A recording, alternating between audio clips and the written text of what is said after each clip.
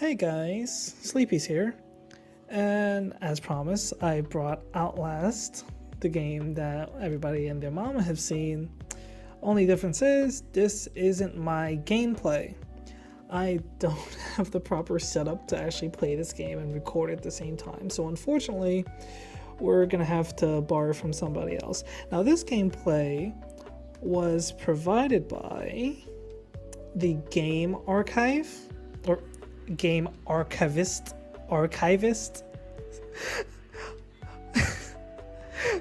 Yeah, the Game Archivist.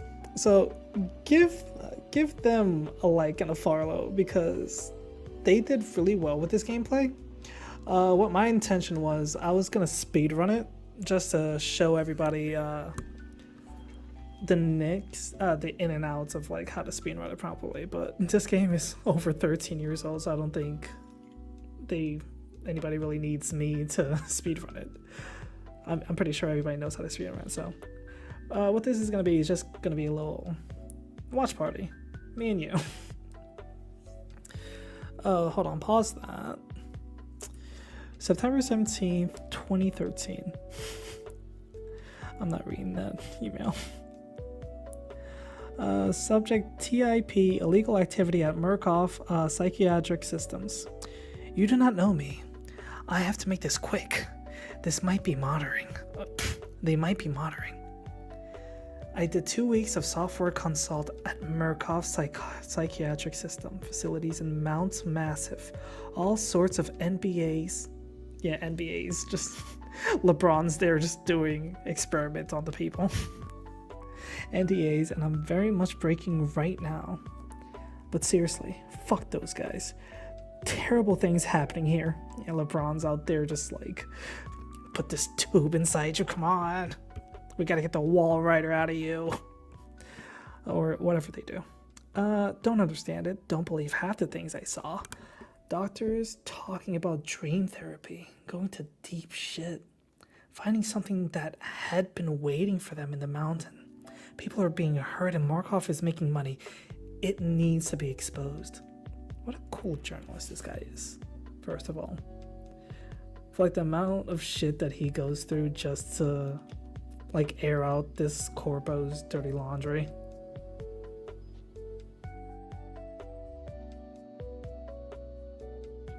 Look left, look right. I mean, but press do go through like a lot of crazy shit just for like to expose people. Like, I forgot the actor's name, but I knew this happened recently. This old actor, he has his house in the mountains, and somehow some journalist caught a picture of him on his balcony, and he lived in the mountains. And they made some like article about how he's getting old and flabby or whatever. I'm just like, these guys would go to great lengths. Can't discredit their work though. I could not. I wouldn't be able to put the effort in. Oh, there's somebody out there. Again, this gameplay isn't mine. This gameplay is, let me pause it there. This gameplay belongs to the Game Archivist. So once again, go check them out. We got another piece of note here. Let's read it. I started feeling sick just looking at this place. Mount Massive Asylum, shut down amid scandal and government secrecy in 1971. Reopened by Murkoff Psychiatric System in 2009 under the guise of charitable organization.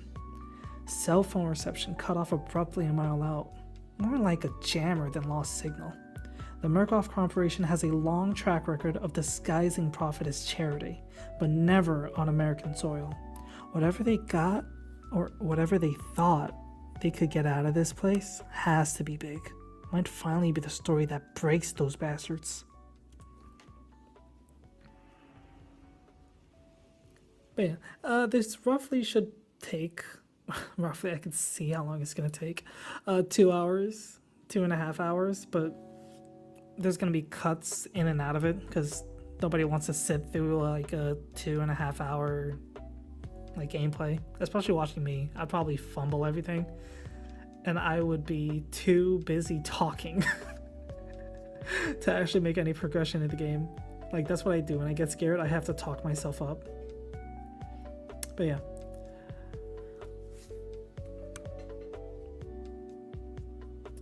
I think everybody pretty much knows the lore of Outlast. But for those uninitiated, essentially we are a journalist. I believe our name is Mark or Mike. I'll put the little edit in here somewhere. But as a journalist, we're going in here to, well, break a big story about how this psychiatric corporation is doing illegal experimentation on humans. Well, on mentally ill people. So that's essentially what we're walking into. And even though this is a 13-year-old game, the graphics do hold up still. What do you guys think?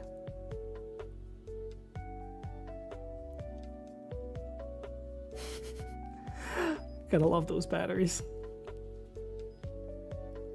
There was a trophy. I don't know if this was for this Outlast or the second Outlast game. Not the DLC, Whistleblower. Oh, hold on. We're gonna read some more documents. Therapy status. Patient claims to have progressed to self-directed lucid dream states. Metaphorogenic engine activity observed at unprecedented scale. Forgive me, I'm not from this country. Unprecedented scale. Continuing stage 4 hormone schedule. Diagnosis. Spirometry revealed no bronchial accumulations. Hematocrit. Oh my god, these are big medical terms. Hematocrit. Hematodic. Contrifuge. I'm gonna have to Google that up later. Again, failed to separate. Oh lord. Erythrocytes. Did I say that right? Highly worrisome. MRI revealed arrhythmic REM and NREM cycle. Laughter in an REM state. Interview notes. Well, the only thing I got out of this is MRI. I know what that is. And REM. MRI, I don't know the exact medical term for it, but I know it has something to do with scanning, like everybody else does. But REM is essentially rapid eye movement, and REM, though, I am curious. I don't know what that means. I don't know what the N stands for. I'm going to have to put that on the screen somewhere. I know a little bit about medicine. Billy asked about the status of his mother's lawsuit against Murkoff and the asylum. This represents a catastrophic breach in security, despite Billy's claims that he discovered the truth in the blood dreams of Dr. Traeger. Note, the only Traeger on company records, one Richard Traeger, is an executive from MRD. All orderlies and security personnel must be questioned and video security improved to include analytic biometrics. Murkoff Psychiatric System, Project Wallrider, Mount Massive CO. But yeah, where were we at? Yeah, essentially, the trophy was you have to go through the entire game with either using only one battery and not reloading whatsoever, or 3. I'm gonna have to go back to my trophy list to see. Oh, by the way, I play on PlayStation, so any game that I don't use from another creators will most likely come from me PlayStation. From my PlayStation.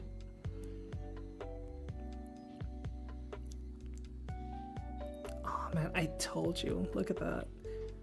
Like, every little detail in this game has a purpose. It is just meant to creep you out.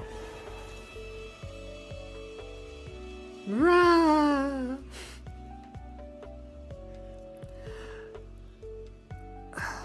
It's so peculiar. Like, this room in particular, like, who took. Oh my god. Can the music die down? Yeah, and there's that guy too. The variants.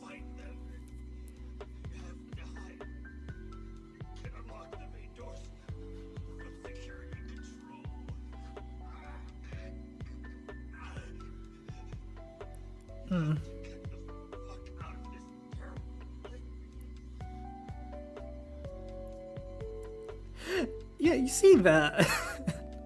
You see that. I don't know how you don't run from that. Okay, hold on. Before I read this piece, I don't understand this room in particular. I get the aspect is to like freak you out, to gross you out, or whatever, but who's gonna take the time to decapitate, not only that, to kill these people, right? Because I assume they didn't all die in this room. Like, like a marching line of ants, they just come in this room and they get murdered. But like, who has the time to like kill all these people? That's number one. Number two, decapitate each and every one of them and be meticulous enough to hang them around as like ornaments. You know what I mean? Who has that kind of time? If I'm like an insane person, I just want to like, you know, like get to the fun part. Like, this must be like the equivalent of like knitting for like an insane person. Decapitation has the same weight as like knitting. Oh my god. Anyway, I'm inside. Bodies everywhere. Blood, burn marks, heads lined up like bottles behind a bar. Oh, that's a good analogy. Dead Murkoff scientists hung from the ceiling. Oh, was that Murkoff? Their badges say Murkoff. Oh, there you go. Murkoff Advanced Research Systems. Murkoff's long MO has been to profit off the exploitation of supposed charity. Fuck the third world. Oh. And backrolled another billion. Oh. Fuck the third world and backrolled another billion. Yeah, that's pretty much most Cobras today. How did Murkoff think they would make money off a building full of crazy people? There's some kind of tactical cop pinned like a pig on a stick. Tells me to get the fuck out and then dies. Would have been a good thing to hear when I could still leave the way I came in. I mean, see, now that's some backwards thinking. You could still shimmy your ass up those vents and back the way you came. You know what I mean?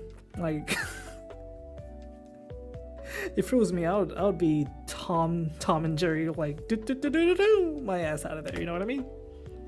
Like, vamos. Ain't no way. The guy with the chains, Piggy. I remember him.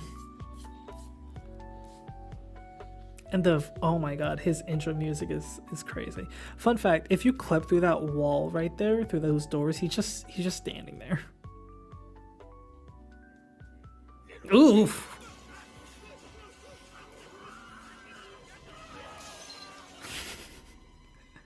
That was not at all scary. But it's like, you guys have to understand, I'm wearing like headphones and it's just like, it's like he's like right there in my ear. Imagine the voice actor though. I gotta put their name in here somewhere. Imagine the voice actor, right? Like going to like, your manager comes up to you and just say, congratulations, I got another role for you. It's like, oh cool, what am I gonna be playing? A decrepit, faceless monster that calls people little pig and whores. What do you say to that? Oh, another note. I'll try to speak quickly through these notes. In the matter of the seizure of Mount Massive Psychiatric Center, Murkoff Psychiatric System, Mount Massive Wilderness Area, Country Road 112, Aphrodites, having been made before the board of directors by Murkoff Headline Security MHS, who has reasons to believe catastrophic security failure of psychiatric centers with immediate danger of environment contamination. We are satisfied that the Aphrodites and testimony established sufficient evidence to require urgent action to the part of MHS has grounds for the issuance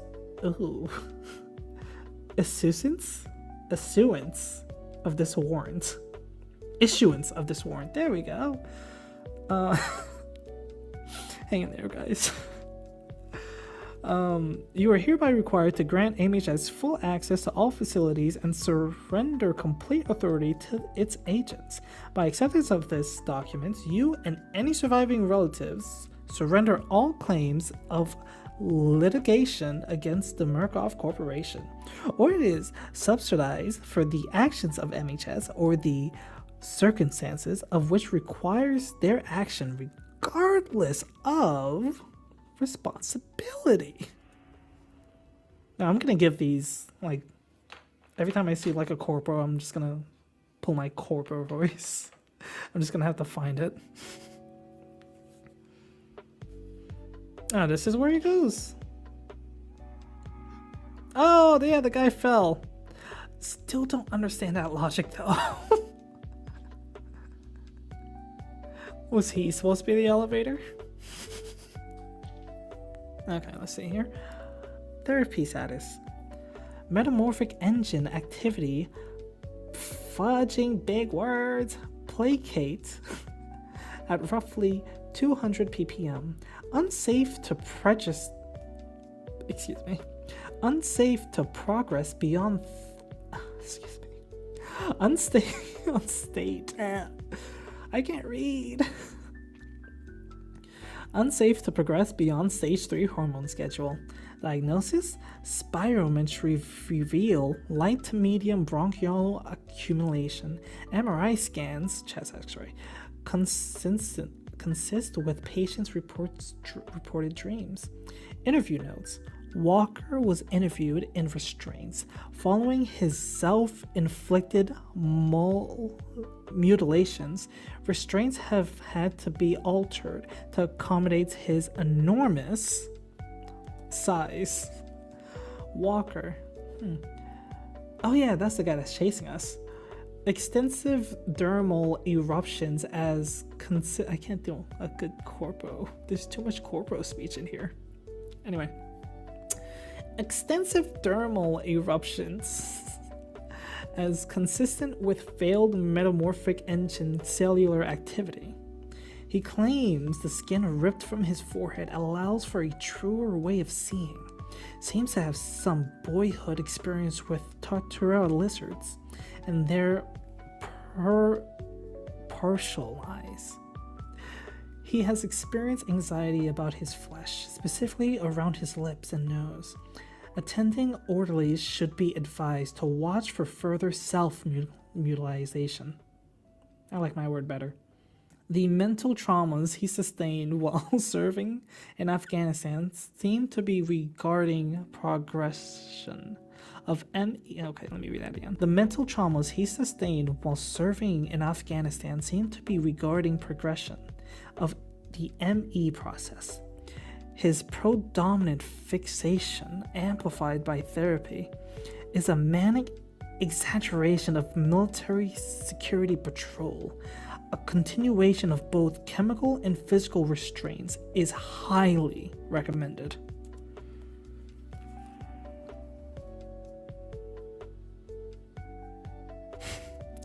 So yeah, that's Walker. I keep forgetting this is his first gameplay. Oh my god, even my dudes, even like the MC's breathing is beautiful. Like it just further like amplify it, further throws you into like the belief, like the believability, yeah, that's a word, of this like game.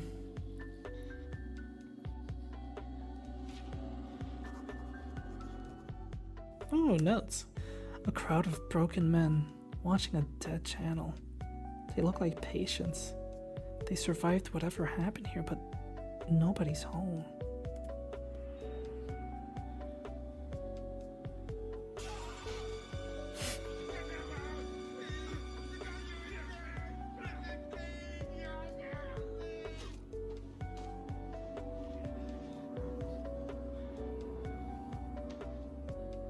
Yeah. There's no real lore to that man in the wheelchair, but I always found that really sad. You know, after screaming my head off.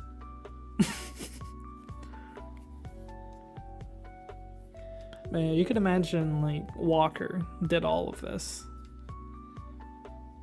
Like if you like looked up there, I don't know if I could pause it. I'll put a little clip here, but it said parcel to the gospel, praisal to the gospel up there written in blood.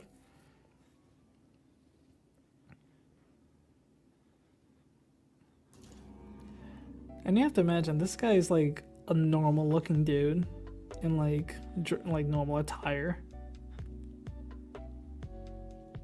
and like you gotta imagine from like the guts everywhere for a good reason. That door closed on purpose too. It got me a little bit. But no, just imagine how they feel like looking at you in like civilian clothes and everything. They probably are just like, what the hell is he wearing? He's not one of us. That guy with a camera? They probably forgot what a camera looks like. They probably are so far gone. And they lie. This door was locked, mind you, and that officer back there still died.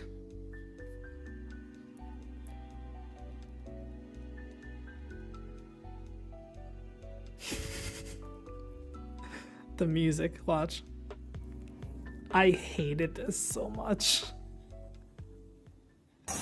I hated this so much. Oh, I hated this so much. The moment you hear that music and those chains, oh my god. Oh no. Oh no. Oh my god. Guys, try to just imagine for a minute.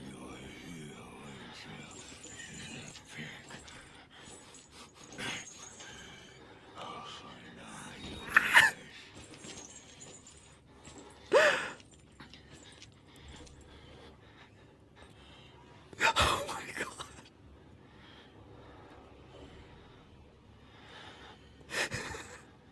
Just leave. Oh my god. I'm not even playing it. I'm scared for this dude. Hold on. Okay. The big fucker's stalking me. Found a patient file for Chris Walker, ex-military police. Several tours in Afghanistan. A lot of blood in this place is on his hands. But not all of it. Yeah, let's just make sure our blood isn't on his hands. Oh my god, dude. PTSD. Try to imagine playing this game on hard mode, like the hardest difficulty. And like... I hate those chains. I can't stand hearing chains because of this game, because it reminds me of him. I just get all tensed up and shit. Oh man. But no, in like the hardest difficulty, like obviously the enemies are like a lot more aggressive, right? And here's the kicker: if you die once, then it's gonna boot you to like the beginning of the game, and that is so fun. So you can't fuck up anywhere. To file. Subject: hypnotic experimentation and research, February 10th, 1954. On Wednesday 10th February 1954, Hypnotic experimentation and research work was continued in Building 13 of the Mount Massive Preserve in Colorado, using the following subjects. Material abridged. 1. A post-hypnotic of the night before, pointed finger, you will sleep, was enacted. Mrs. Jackson and Pierce immediately progressed to a deep hypnotic state with no further suggestions. Miss Pierce was then instructed, having previously experienced a fear of firearms in any fashion, that she would use every method at her disposal to awaken Miss Jackson, now in a deep hypnotic sleep. And failing this, she would pick up a nearby pistol and fire it at Miss Jackson. She was instructed that her rage would be so great that she would not hesitate to kill Jackson for failing to awaken. 2. Miss Pierce carried out these suggestions to the letter, including firing the unloaded paradigmatic pistol gun at Jackson, and then proceeding to fall into deep sleep. After proper suggestions were made, both were awakened and expressed complete amnesia for the entire sequence. Miss Pierce was once again handed the gun, which she refused in an awakened state to pick up or accept from the operator. She expressed absolute denial that the foregoing sequence has happened. Now that's interesting. That is very interesting, because if you tie that to like the newest Outlast game, Outlast Trials, like this is exactly what happens. Like you play as like one of these characters, probably like somebody in a mental facility, or somebody just off the street, right, who's down on their luck. Oh, I hate this guy too. And they just like take you in, they hypnotize you, they put something in your brain, you know, a lot of fucked up shit. Oh, I don't think I could say that. I'll put dolphin noises. A lot of clucked up shit. Oh man, I remember I got eerily good at this section. And then you hit that and then you hide under the bed. Yeah. I don't know if he ignores his room now in favor of the other one. Oh!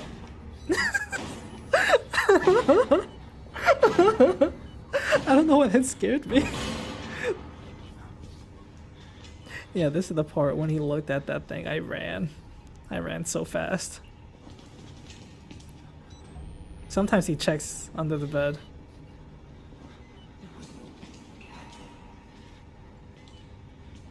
There's no putty pad out here.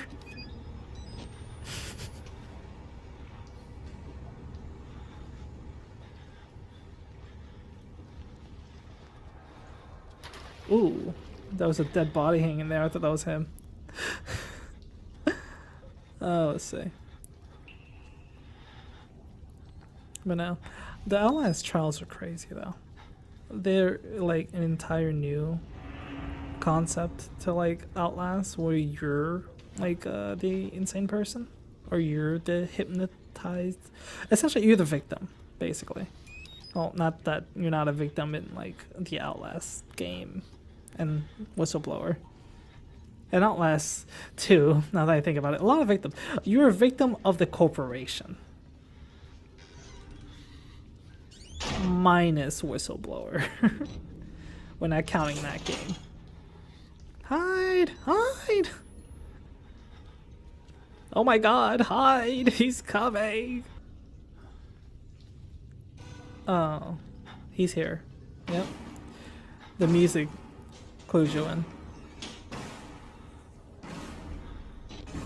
Through this personally, when he checks the other locker, because they always do that, I just deadbolted.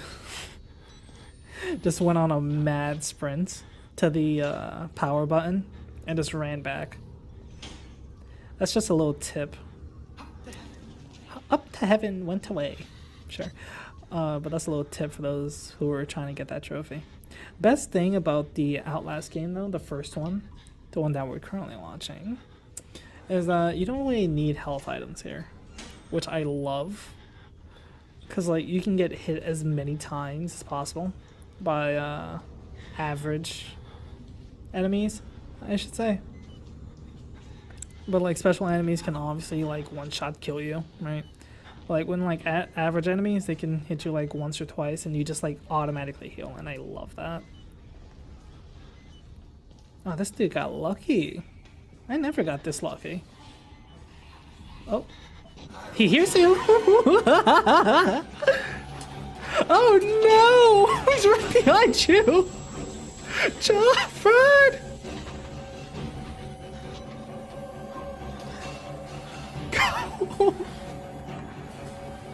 Oh my god, that's so stressful.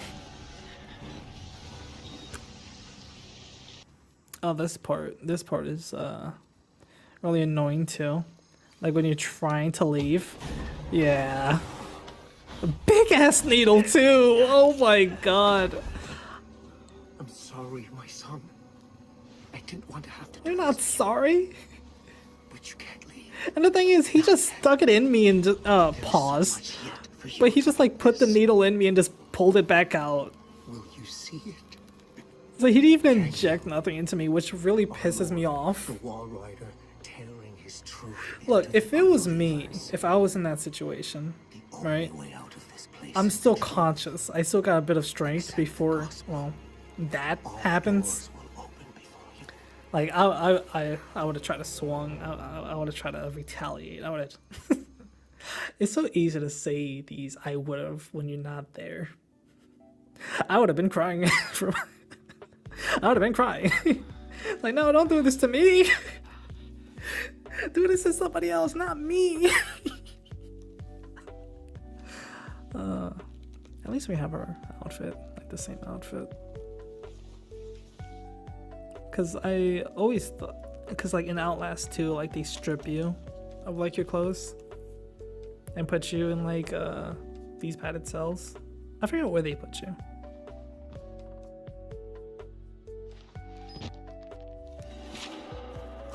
Got more notes. Let's get it.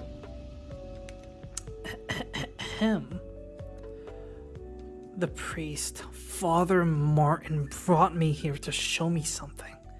Thinks I'm going to be a witness for whatever batshit crazy he's trying to sell me. This Wernerick is at the center of whatever went wrong here, but he died more than 10 years ago. Rest in peace, says the blood on the wall. Yeah, no, that's wild. I could never, personally. I would... There's not enough money on Earth. You can give me Elon's money, I still wouldn't. The fact that this dude opens it. But that's the thing. Like, there's a lot of, let's say, patients here. He's not one of them. But there's a lot of patients here that work for the priest or believe in the priest or whatever. He's again not one of them. Again, everything here has a purpose, you know, from like the smallest blood splatter to like every victim has their own like quirk and personality. Who's this? Oh, especially these two. Maybe. He looks nervous. I would like to kill him. As would I. The preacher asked us not to. It would be impolite. Not here. We give him a running start. There's an idea. And when we kill him, we kill him slow. Such patience. I want his tongue and liver. They are yours. They're so well spoken for somebody in this predicament. Like you've seen a ghost. Yeah, those guys in particular, they're I forget their names exactly, but if you didn't notice already from the way they were talking, they're cannibals, right? They're cannibal brothers, so you can guess where they get their sustenance. But they've taken a particular liking to us, which is very unfortunate later in this game.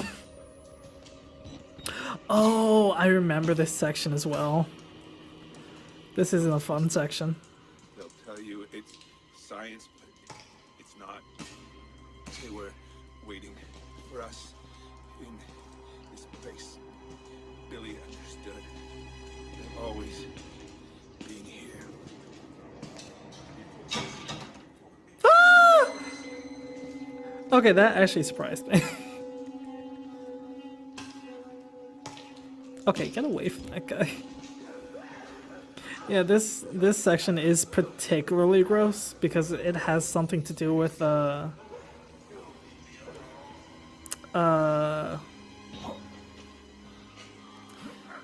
gross things to a corpse. I don't know if I can blur that out.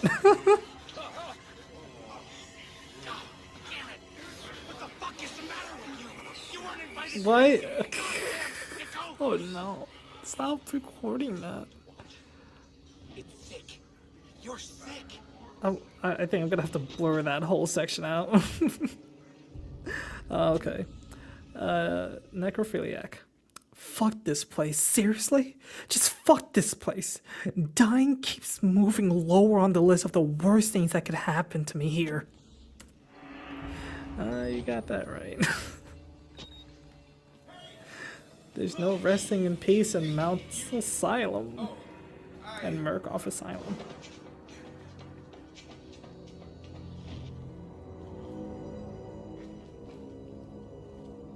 Him, I never understood what his purpose was. It's like, oh, I didn't think you were gonna walk up and talk to me. Run away! He treated like a Pokemon encounter. I love it. Oh god, I hate that guy. They're in my blood if they want to get out.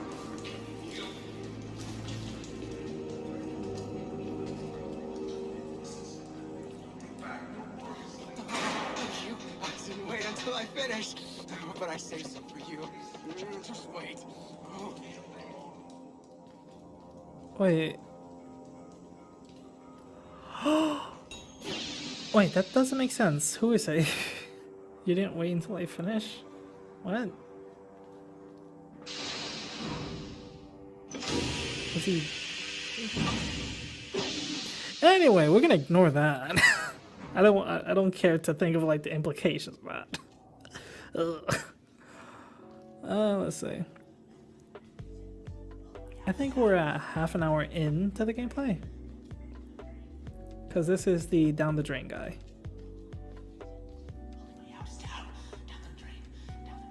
Yeah.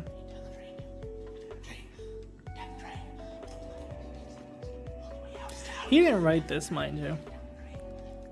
It looks like he did, but Father, when you play Outlast Whistleblower, it's actually Father, well, the preacher who writes that. Anyway. Helen? Dr. Z, I'm not even gonna try, gave me your info to contact regarding the cancellation of the arts program. My patient, Martin Arbenarben, has made enormous strides in his therapy on account of his finger painting.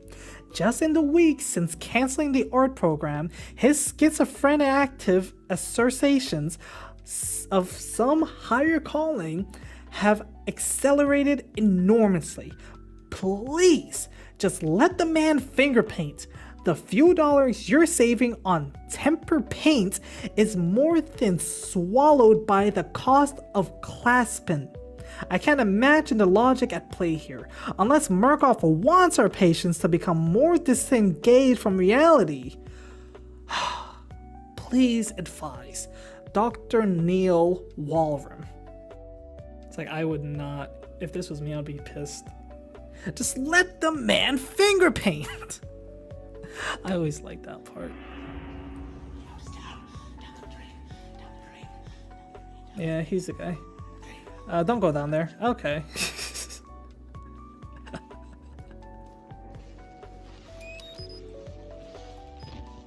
This is a really good chase scene. Not that he in particular is going to chase you. It's a guy behind that door. that's gonna chase you. It's either that door or in this room. I can never remember correctly. All I remember was being scared shitless. Yep, this room, this room, yep. Oh my god. Close the door, otherwise he's gonna see where you're hiding.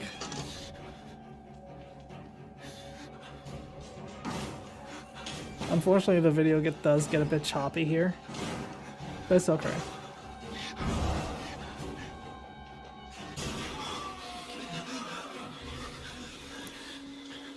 The best thing in this situation is to run now.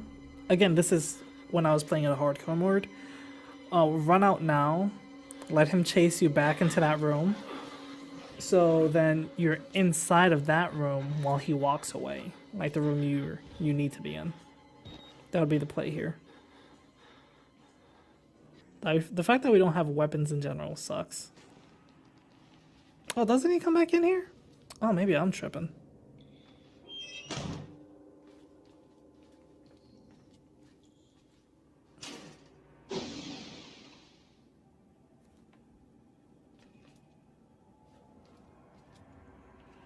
And this is when he comes back.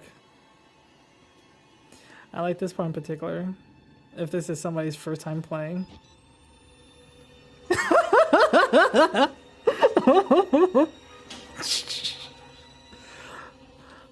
Oh man, and he's gonna open your locker too. Gives you a good walloping too, just for good measure.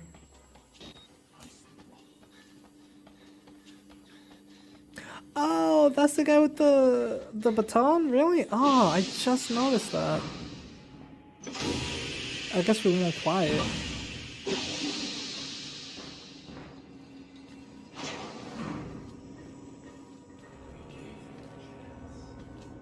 That we did. I'd say we were paragons of patience. Jokes in the suppression of our desire. These guys love to make jokes. But now we indulge. Yes. His tongue and his liver. Yours. Mine. Yeah, they like to stalk you around and make little jokes about you. Even though we're watching this gameplay, it's still like elicits that same kind of fear in me. Like the fact that they still track you throughout the game. Well, that's not the only people that track you throughout the game. But they're one of the infamous. They're pretty infamous.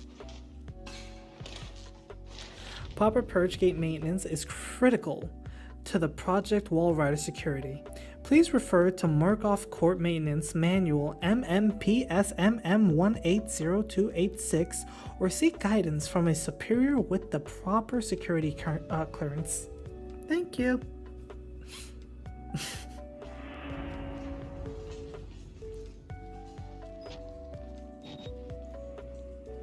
And I love how this game also, like, without, like, it doesn't force you, but it kind of, like, it guides you to, like, every locked door you need a key for. Like, they want you to see something. They want to show you something. Then there you go.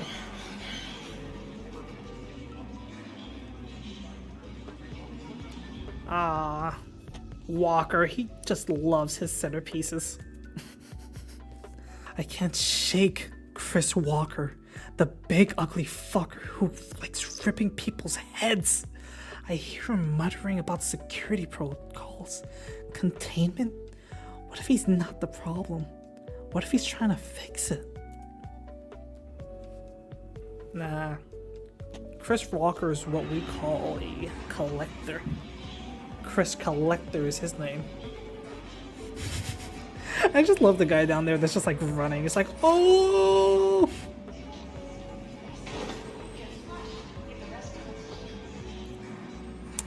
A little fright.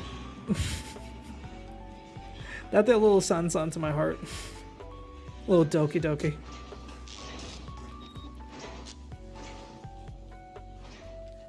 To the showers, friend. Ali. Nothing good comes from this. I don't know. Yep, that's the showers. It's down there, yep. I didn't see that part in particular, though.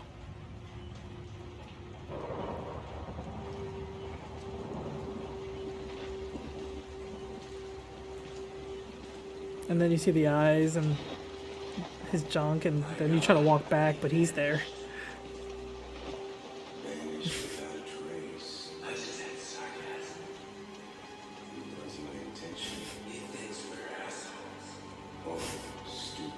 Let's pull him in and slit his belly open. Wait. Just They're still chasing you. They're still down there. Yeah. But, yeah. I think this is the last time we encounter these guys. But I remember I got stabbed a fair few times, like freaking out. It's like 1, freaking out that he was walking to me, 2, freaking out that he was naked, and 3 freaking out because I didn't realize that his buddy was behind me, so I got stabbed through the back. Oh, that looks so uncomfortable. I wouldn't zoom in there. Okay. What a way to go. That is a posture. But somewhere out there in the world, that's somebody's sleeping posture, so let me not talk crap. I hereby certify that I attended deceased from June 4th, 2003 to February 28th, 2009, and my laptop just died.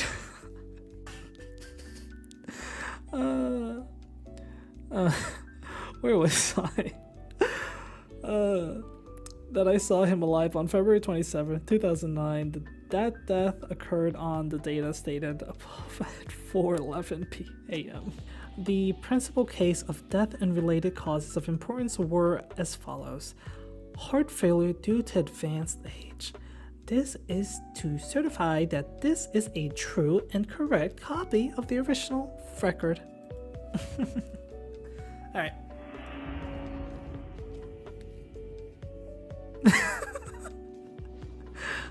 I hope that wasn't modeled after a real person. After dying, like, for the umpteenth time, you continue to get chased by a wall rider. I mean, walker. Hide. He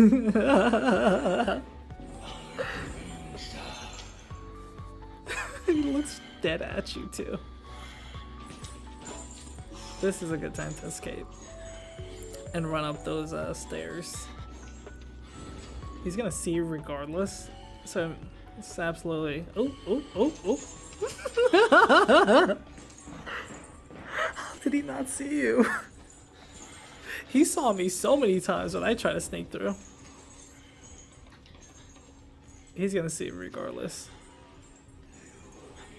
No. You're gonna be walking right to him.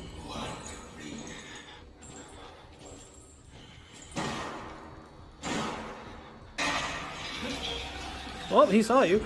You went the wrong way! No! Oh no! Oh, did he? Oh, he might have ran the right way.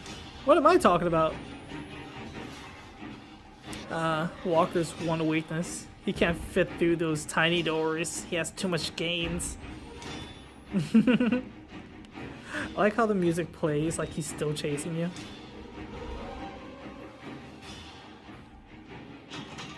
Like, what's very confusing about this in particular, he ripped that guy's head off and walked through those same doors, but he can't come back here. I always found that very peculiar. I am no nurse, buddy. I am no nurse of yours.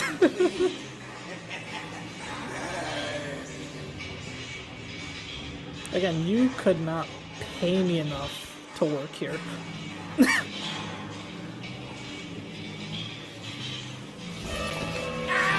It's like, no, please, I was trying to give him a hug. Oh, these guys are so lonely. Yeah, when he said the dead experiments on the living, he's referring to Warnick, Dr. Warnick. He's still doing experiments on people. That's another, oh, poor guy. That's another boss that you're gonna have to deal with. Rudolph G. Warnick. Hey, we're just talking about you. Dr. Rudolph G. Warnick, aged 90, passed away doing the work he loved on February 28, 2009. He was born in 1918 in Munchach, Germany, and achieved fame in the mathematical and scientific communities for a paper written with early computer pioneer Alan Turing. After a cloudy history with the German war effort, he emigrated to the United States. In 1949, with a visa from the State Department, several decades of government research in Los Alamos led to New Mexico, where Dr. Warnick retired to pursue landscape photography and care for his cats. You hear it now. Every evil person that you'll ever meet always owns a cat. Let that sink in. And this is just further proof. Evil people own cats. He came to Colorado shortly after the turn of the millennium to pursue charitable work for the Murkoff Corporation. A statement from the company calls Dr. Warnick a true humanitarian with generous spirit. He leaves no survivors.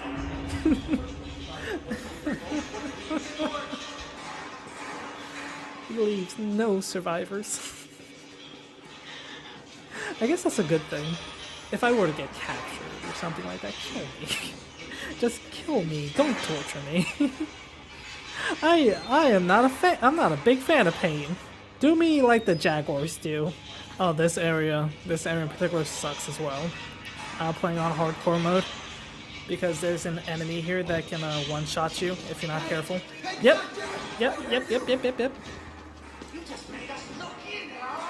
Silky. You can still hear him. And this game is just like 99% just dark. And it plays that to disadvantage. I believe these are the washroom. Yeah, this is the washroom. If you pull out your camera at that entrance there, you'll be able to see a semblance of Wall Rider. Just for a brief second, though. But you need a camera to see it. Yeah, that was another trophy I remember. You have to get like every documents as well as like every filmable moments, which was also a pain. That's a stomach right there.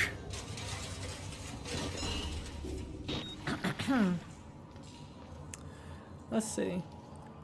This god is real.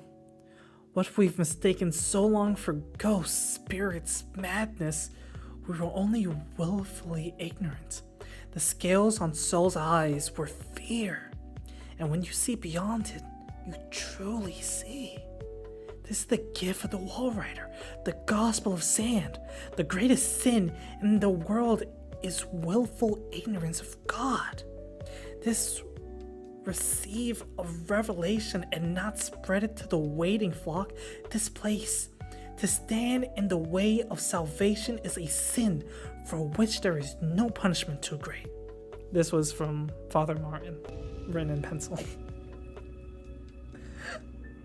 Man. I like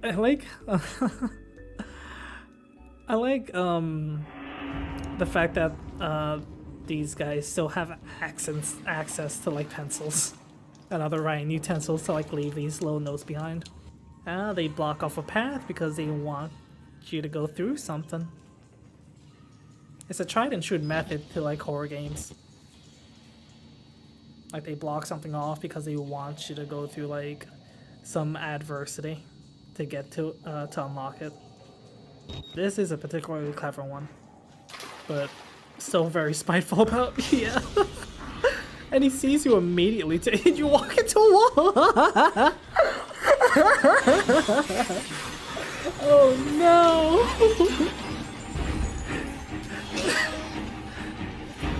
You better turn that, hide in that locker so he can pull you out. It's too late! It's too late! He really didn't see you go in there. Oh man, I never had such luck.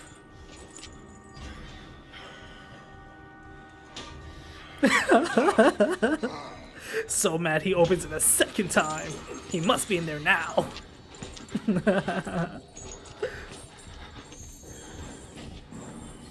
Oh my god. I would have my ear like pressed to my like speaker just to like hear how far his chains are. He's not that far out though. I wasn't this ballsy though and just like legit like creep out from like the fear that he might turn around.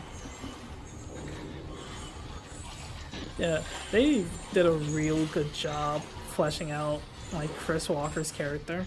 Like they really made him out to be like this impossible force, you know, this unstoppable force of nature. Oh, a lot of these enemies are impossible for the fact that you can't hit back, and that was another genius play on their part. It really fades into like the helplessness of the situation. Oh, he is really ballsy.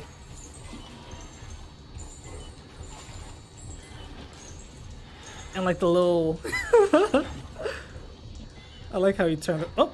Oh! Oh! Oh! Oh, that's bright. Rained around the rosy, you ain't gonna catch me.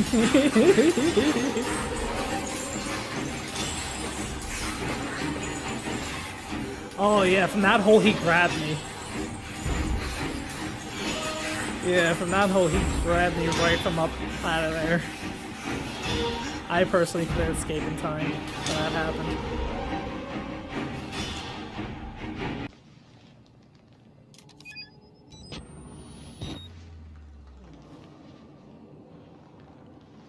Unfortunately, he is still out there. And you hear another distant screaming.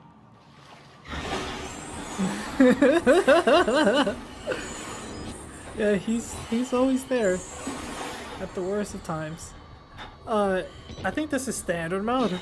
And standard mode, you're so lucky, cause like there's a chance that he'll just like hit you, right? But in a hardcore mode, no. Insta kill every single time. And this is not the last time you see Chris Walker. He's always an oppressive force in this game. It's just the game developers did a great job with him. But now you quite literally get into the thick of it, go deeper into the madness. I wish, well, it's too late for wishing, it's a 13-year-old game, but I wish that they had DLC where you played as Chris Walker and actually like fleshed out his story. Oh, he's gonna peek at you. There he goes.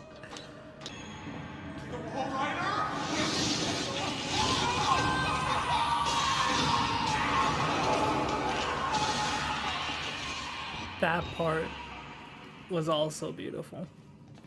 Like, you can't see what's happening. It's only implied, and you can only hear it, which adds more to the fear aspect of it. That you can't see what's happening to them.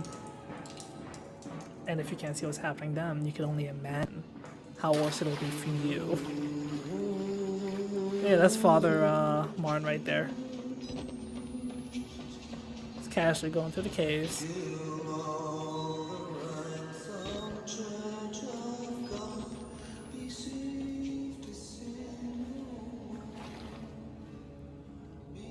Father Loudermilch. Oh. You don't have to be scared of me. I can tell we're the same. You still know what's real. The doctor's dead. You know that, right? Dr. Wernicke died before he even started working here. What kind of experiments does a dead doctor perform on living patients? That's the question. He's very well spoken. But Father Martin is another character. He is just like the lore of like Chris Walker, whereas he isn't all that well fleshed out as a character. You know, I did the same thing on my playthrough. It's like male, female ward. Shoot, let's see if it's open. And it's just like closed. It's like ah.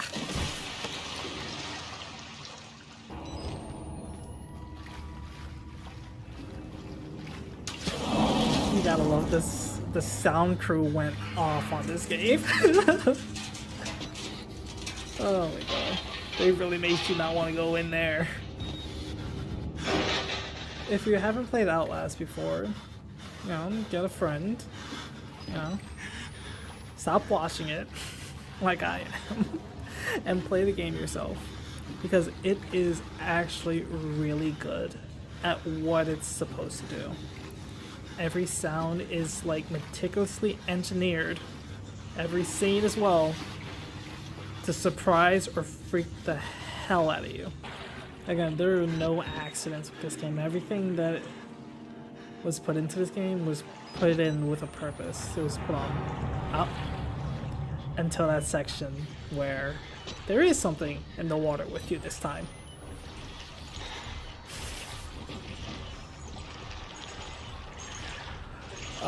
First time I heard this, I was like, ain't no way. It's too soon.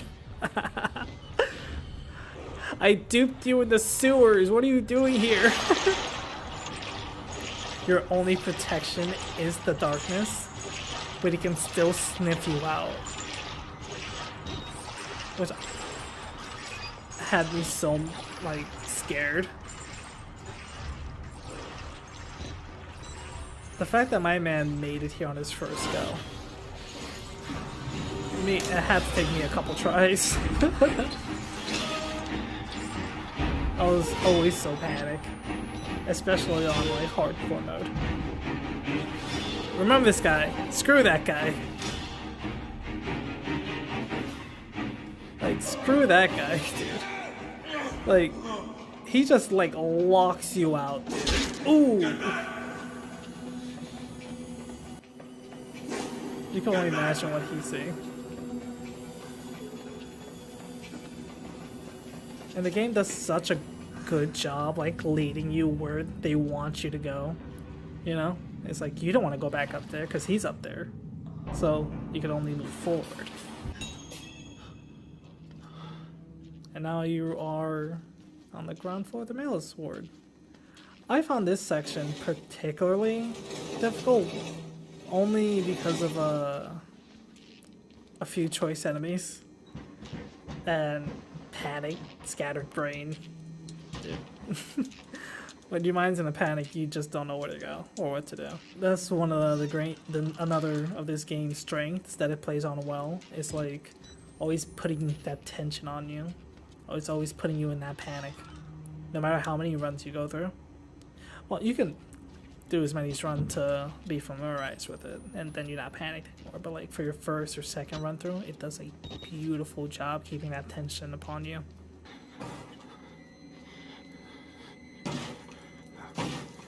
When you hear that bang, somebody's trying to get through.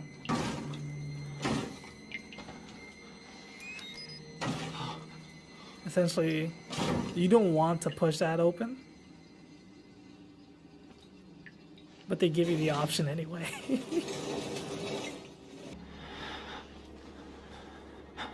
Right now we're in Dr. Walrick's area right now, because this is the Bay Area. It's Warnick's waiting for me here. Yeah. A lot of messed up things happen to these individuals because of Dr. Warnick, as you can see.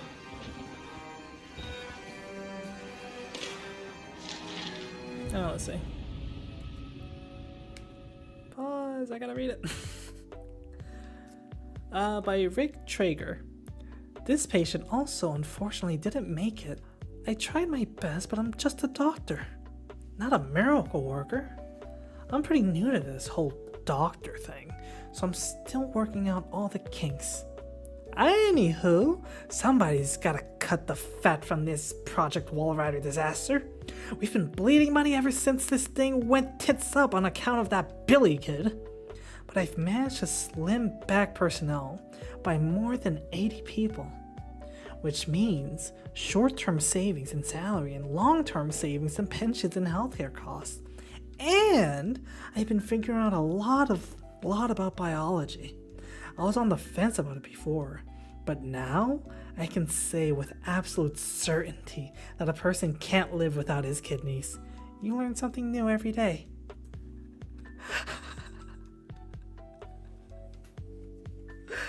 Warnick probably didn't have that many alcoholics around him to know how important a kidney is. You know what? To be fair to the man, he probably watched so many like television doctor shows, which are notoriously bad. So he just probably like assumed. He's like, doctor, this man needs a kidney.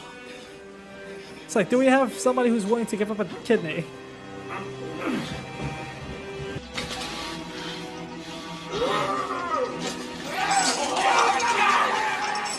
This part I hated. Oh yeah, these are the Cannibal Brothers.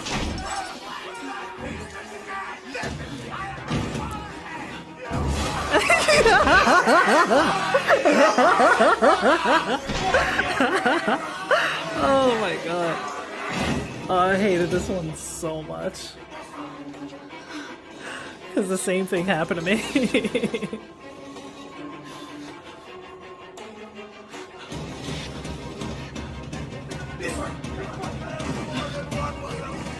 Yeah, they found another way through.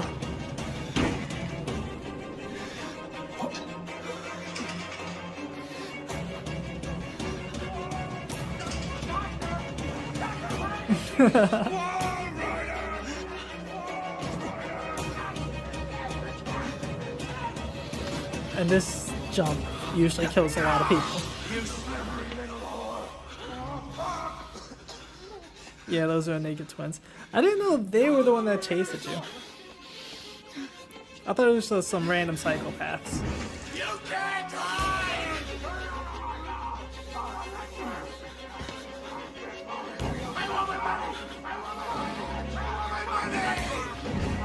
What use is money in an insane asylum? Who's down there? You're not one of them, are you? Quick, get in the And dumbwaiter if you want to live! leads you straight to him. You're away! Oh, damn it! They're getting away! Let's just stand still while he gets in there. Chase here, buddy. Adding insult to injury. You're that bullshit priest's guy, aren't you? His witness or whatever. You must be exhausted. Let's take a break, huh, buddy? The old 2-martini lunch? Have a little confab, blah, blah. Heavier than you look. A little cardio wouldn't kill you. Okay, Cardio doesn't build inside fat. the car at all times. Or cardio doesn't... You don't lose fat because of cardio, apparently. If that YouTube ad has anything to say about it.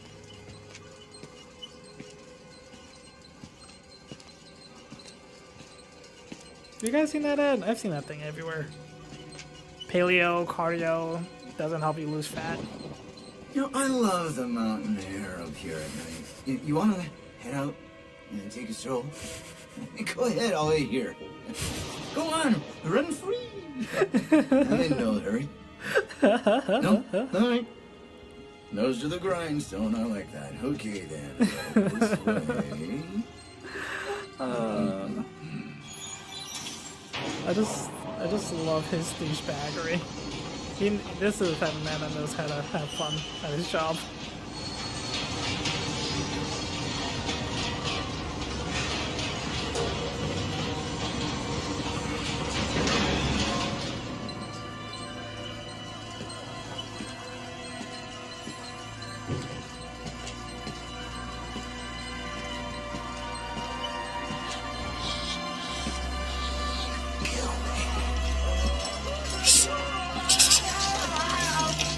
Can't put that tongue to any use anyway. Truth be told, I was just tired of licking my own stamps. He's tired of like his own stamps, dude. Here we are then. Thanks so much for coming by. We'll begin your consultation in a moment. It'll just need a second to wash up and, movies. And it'll give us a chance to talk.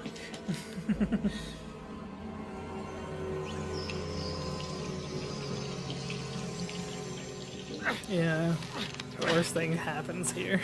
You know, I'm a bit worried how much time you've been spending with Father Martin. I know, I hope you haven't been letting him confuse you with all his holier-than-thou Bible thumping. No offense to the man, but I sometimes worry he might just be a little bit crazy. It's understandable if you get scared. There's like to turn to God as anything else. I mean, God died with the gold standard. We're on to a more concrete faith now. You have to rob Paul to pay Peter. There's no other way. Murder is the simplest form, but what happens when all money's gone? Well, money becomes a matter of faith.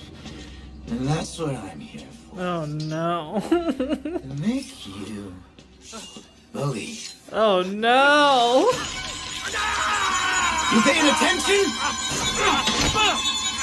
Don't pass that on me. There's so much for you to absorb.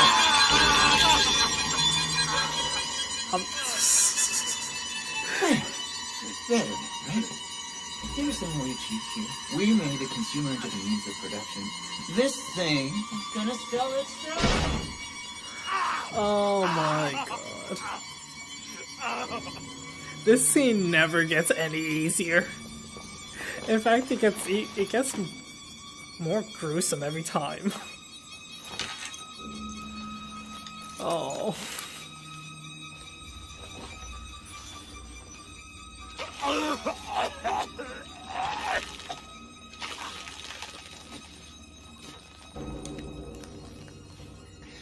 And the fact that he still grabs his camera, dude, I could never.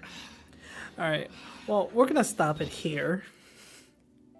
We're more than an hour into this gameplay right now. And it is gonna take a bit of time to edit it all down to a consumable amount. So, we're gonna end it here. There's not gonna be a part 2. There's gonna be a bit of space while editing. Anyway, we're gonna stop here. I've had enough. I cannot take any more. I had as much as I can take with this one. Right after this scene, we're gonna be dealing with Dr. Wardock. But until then, I'm gonna go ahead and edit this video. There's not gonna be a part 2. There's just gonna be a break between this and while I edit this, and then I'll record the other piece and I'll just stitch them together. So hopefully that this video ends up being a little less than an hour, so that it doesn't take too much time to watch. But yeah, thank you guys for watching. Oh, what a roller coaster.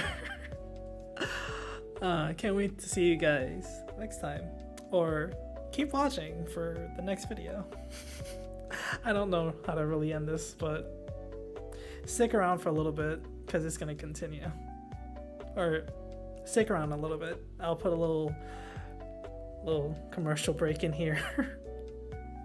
And then we'll get to the second part or something. Anyway, bye guys. See you guys next time. Oh my god, what a game. Hey guys, Sleepy's here. And now after a little commercial break, let's continue our watching of Outlast.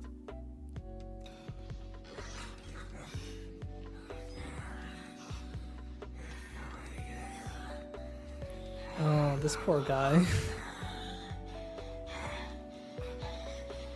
Now he got experimented on.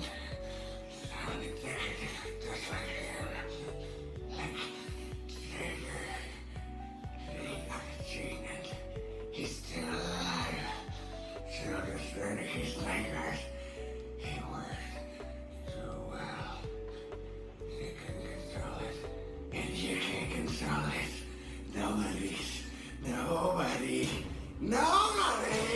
can find you and kill you. He's coming now. Trigger! Trigger!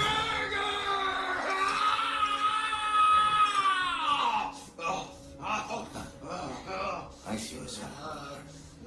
You're bored. You want a little attention. Perfectly understandable. I'm here for you. I'll give you very special attention. And that's Traeger, the guy that's gonna be hunting us down for a bit. The guy who, unironically, is the most terrifying enemy in this game, because this guy is just so demented. He's so far gone. It's just so good. Anyway, Traeger, sick fucker, cut my fingers off, has tortured and mangled dozens of patients. I watched him murder another one. Nothing I could do about it. Talks like a white-collar business school douchebag. Probably has a set of golf clubs in the trunk of his Adati. What's an Adati? Adi. I'd bet the rest of my fingers he was murdered. Bro, how are you writing this? Hold on now. Wait, that. Oh my god. Okay, I got the giggles out, guys. It's fine. We're good, everybody. Traeger, sick fucker, cut my fingers off. Another commercial break. Traeger, sick fucker, cut my fingers off. Has tortured and mangled dozens of patients. I watched him murder another one. Nothing I could do about it. Talks like a white-collar business school douchebag. Probably has a set of golf clubs in the trunk of his Audi. I'd bet the rest of my fingers he was Murkoff's brass before whatever infected this place changed him. I want out of this place. I want my fucking fingers back. But above all, I want to see Traeger die. I think I'm getting better at this, guys. What do you think? I feel like I feared Traeger more than the other variants, mainly because I've died to him so many times, and also because he checks on the beds. Fuck!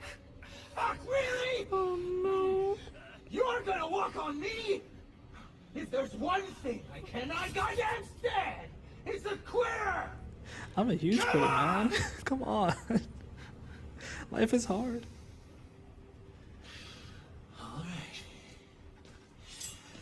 Alright, you can figure this out. Let's solve some problems. Guys, you can't see it, but like, I am so tense right now.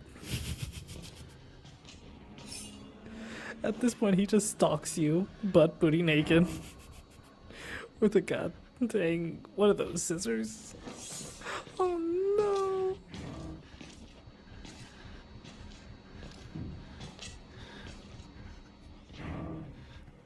No, I was in the same position, man. I couldn't leave my bed. I was like, nah. Oh, but no. Oh, that's snipping too. When I told you, no, that's locked. When I told you that this game does such a great job with like raising that tension. Ooh! How did you get out? How did you not see him? Now you see him? Oh my god. How did he not see you? Oh my god. Traeger. worst character. Which makes him the best character because you're always on edge with him around.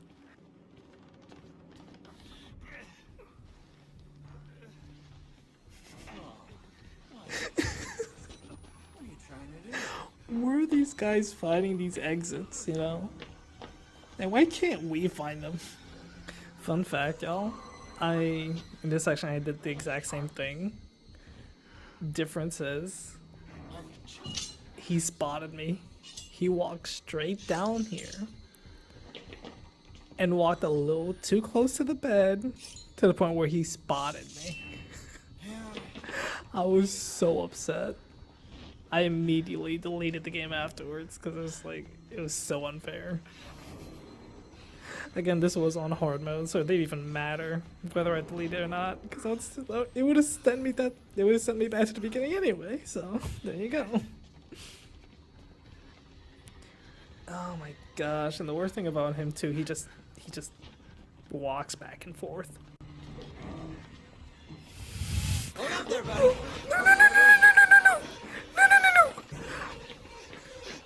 Oh no!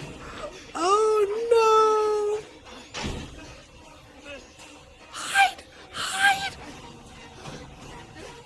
It's hide!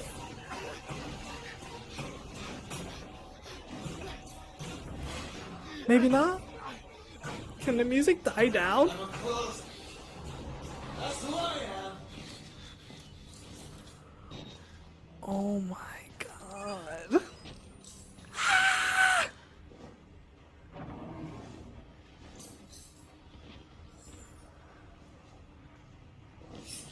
Oh my god.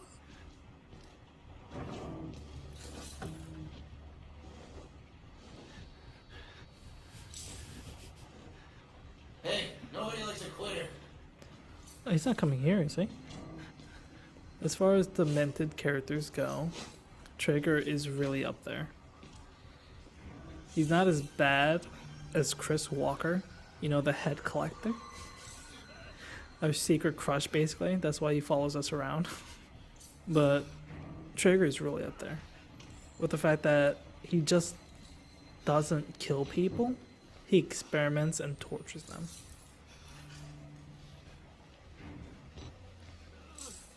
And just like how Chris Walker has his chains, you know, his calling card, Trigger has his scissors.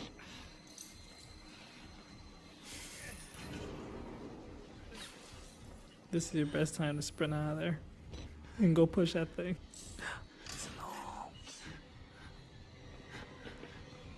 When he walks down there again, you can open that thing and leave. Oh, but you have to be quick though.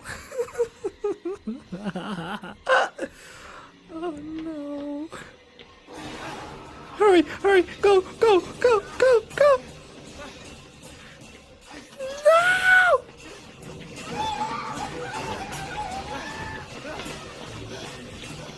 Oh my god. Oh my god. Oh my god. Worst section. I could even commentate. Oh, we could take a breath. Whew. Oh my god. How y'all doing? Oh my god, I'm not even playing the game and I'm so tense. Now that we have this breather though, the man in that Trigger had killed said something very interesting. I don't know if y'all caught that. He used to be an executive as well as Trigger. So that tells you two things. One, that Trigger used to work here, and we already knew that because of the notes, right? Two, they used to work together.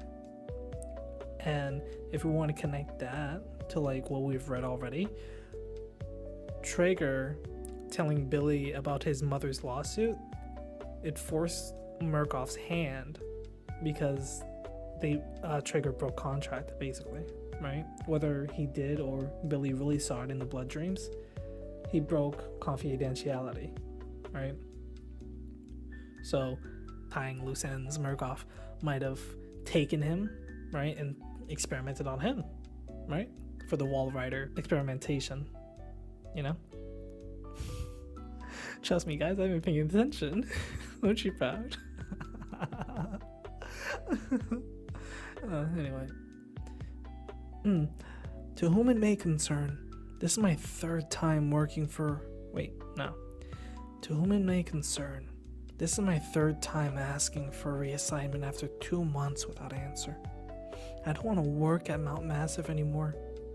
I've been an orderly my entire adult life, but have never experienced such a consistent level of secrecy and disrespect.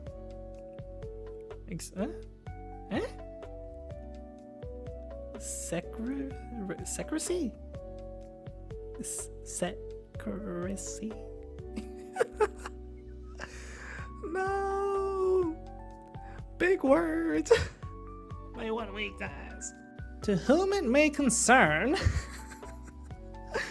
No, I'm kidding. To whom it may concern, this is my third time asking for reassignment after 2 months without an answer. I don't want to work at Mount Massive anymore. I have been an orderly my entire adult life, but have never experienced such a consistent level of secrecy and disrespect. I even have suspicions that some of the patients may be being abused. I know personally of 2 of them who have been moved to the basement ward and never returned. If I don't get an answer to this email, I will not be forced to resign.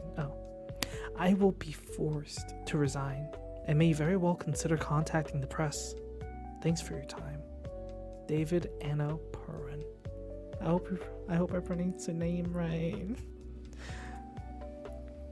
Brave man, David. Brave man. If it was me, I would have just quit, honestly, without a word. Don't bother giving them your 2 weeks. Because, like, this is also Outlast Whistleblower, where you play as a whistleblower, and essentially you worked there, but when they found out what you were doing, they switched it on you. They switched it on you, and you became one of the experiments. That's how evil. That's how evil Murkoff is. He's gonna come through those doors, or maybe not. Maybe I'm wrong. Maybe I don't remember as much as this game as I thought I did. I could have sworn he was gonna go through those doors.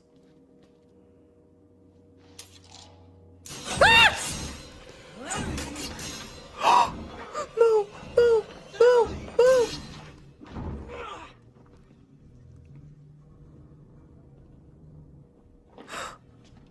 He doesn't see you. Oh my god. Big brain. Big brain. Galaxy brain. Oh my god. I would have never considered that. Run! Go! Yes!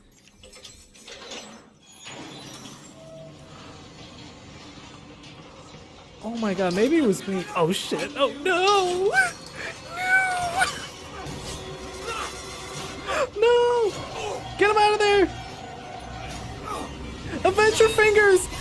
Watch your head!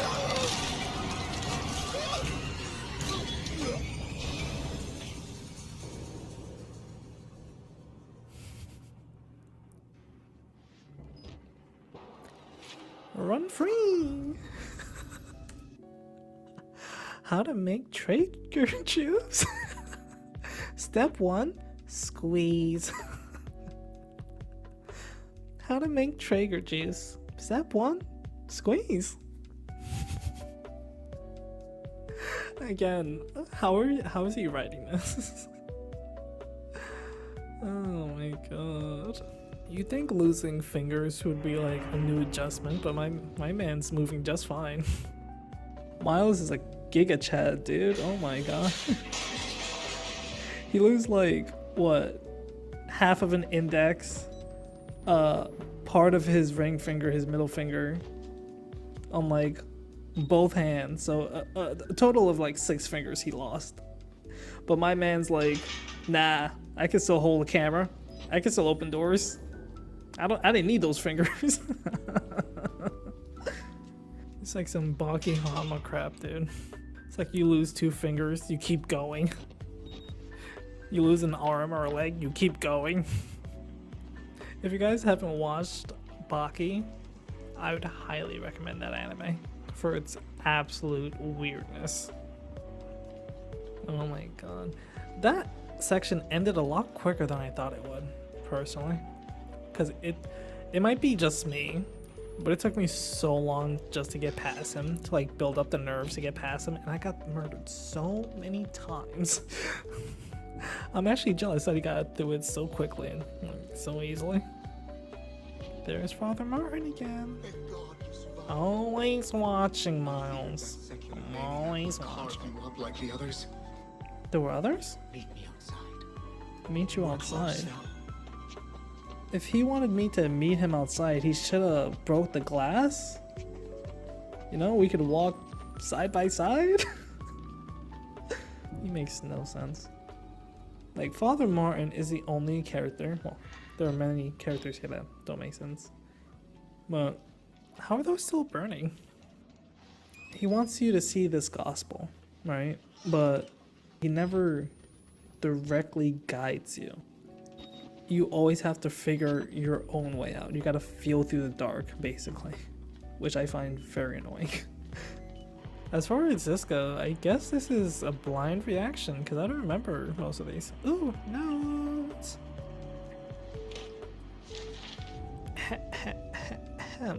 Subject Anna Peruna. Mr. Walsh, please accept the immediate resignation of orderly 531920, David Anna Peruna, and process him as a patient of Mount Massive to treat his perceptual delusions.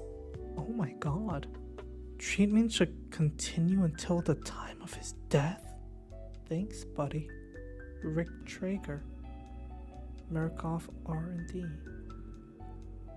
Oh my god.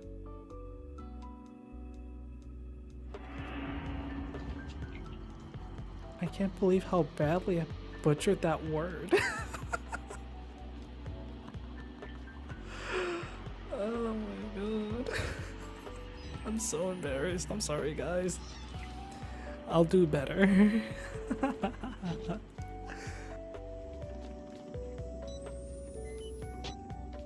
Oh, I think I remember this section. This is where, yeah, the building's on fire.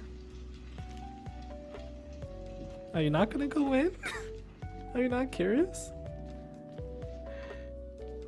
Ooh. He got that battery radar on him. He's like, hold up. I smell a battery around here.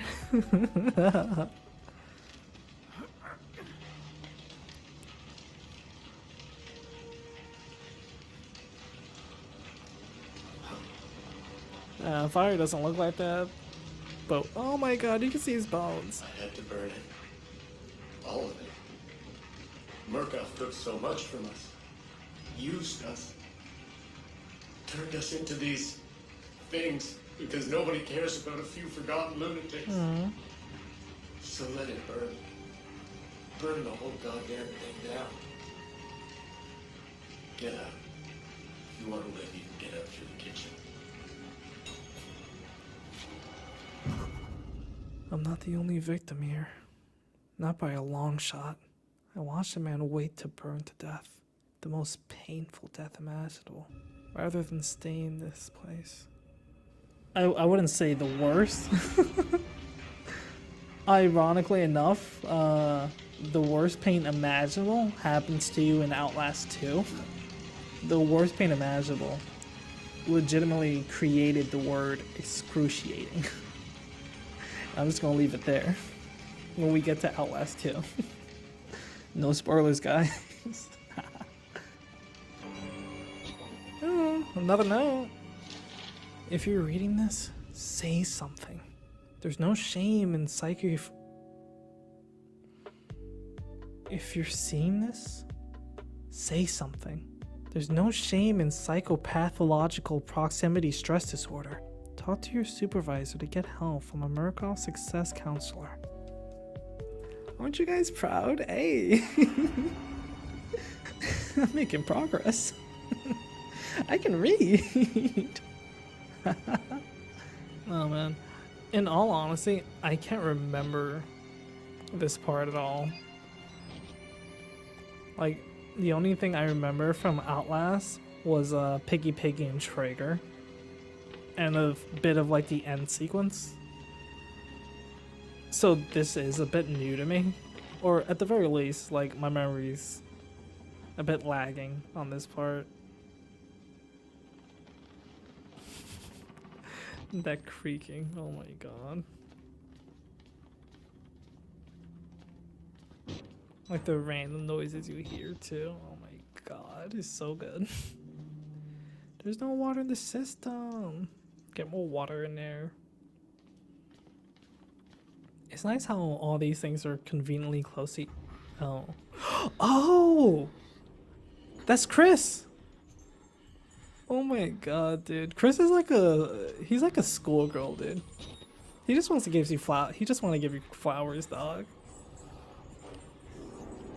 Is he sniffing you out? He just wants you to notice him. He's just trying to give you a bouquet of flowers. He probably fancies you. Oh my god. He took one good look at me. He's like, yes, yes, I want your head in my collection.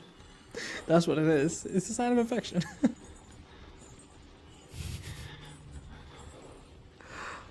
Oh my god. Oh, I remember this section now. It's not worth it. It's not worth it. He saw that battery. He was like, nope. Mm-mm. Where is he? Oh, that's his one weakness. Yes, exploit it. He's too beefy to fit through there.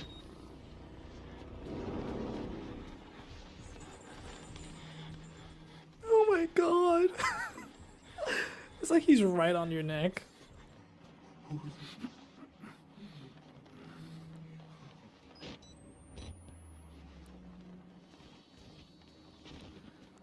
Oh my god. Run! Run! Run! Oh no!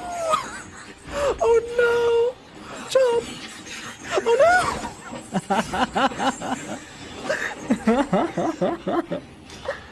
Oh my god. Go! You're lucky you didn't slam yourself on the other side this time. Oh, he's breaking in.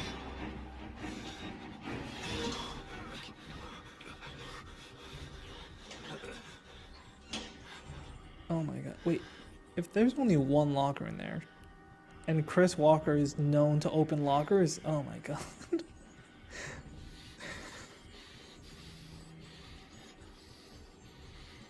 I don't know if that's the MC's breathing or Chris Walker's. This is so tense.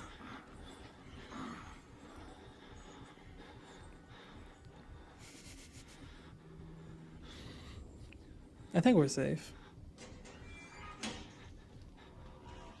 Yeah, I don't hear his chains out there. I think we're safe.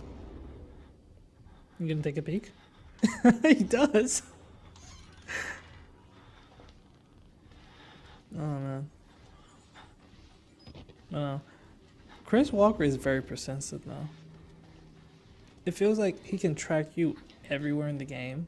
However, when you're right under him, like, he just gets like, he got hit with the stupid juice, man. He's like, I ran into this room. It looks like a dead end, but I can't find it.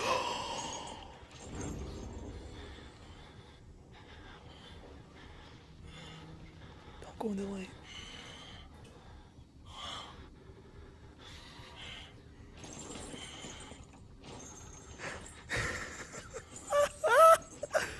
Guys, when Chris looked dead at the camera, my lights just went out. My heart.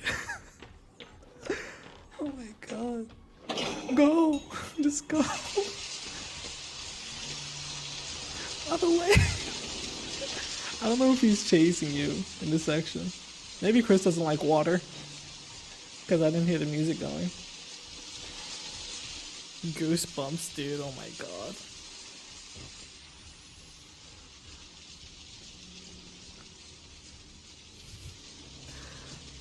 And his music still plays. Imagine if he'd chase you through here. I could not. I wouldn't know how to deal with that.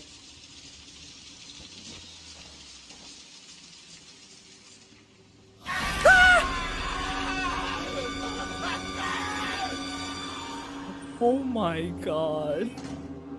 How was I supposed to get into the kitchen? It was all on fire. I'm sorry.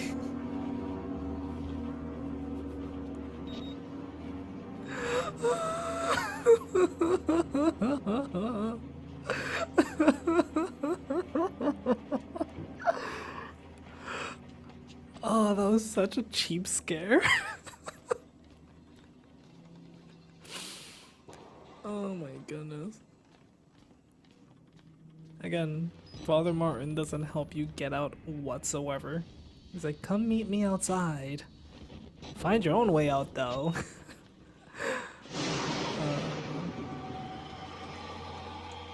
I'm gonna tell you now, out there, hated it. I'll tell you in a second. To file. Subject, Special Research Bluebird. 1. General problem.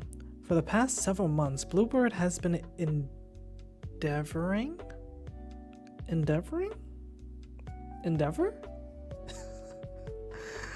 to ascertain by research, study, instructions, and some practice what value, if any, can be derived from SI, sleep induction, and H, hypnotic, techniques which apply to war and specific agency problems. 3. Can we create by post-age control an action contrary to an individual's base moral principles? Jackson with the gun incident? Yeah, we read about that. 7. Can we guarantee total amnesia under any and all conditions? Again, Jackie with the whole gun conditions. The woman, she hated guns, she renounced guns, but in her hypnotic state, she still used it to wake Jackie up. Or if Jackie were to fail to wake up, she would have killed her. 8. Can we alter a person's personality? How long will it hold? 17. What are full details on sleep-inducing machine? And these questions here is pretty much what turned this place to shit. This is a cautionary tale. Do not experiment on people. Do not experiment on people. Do not experiment on any living creature. How about that?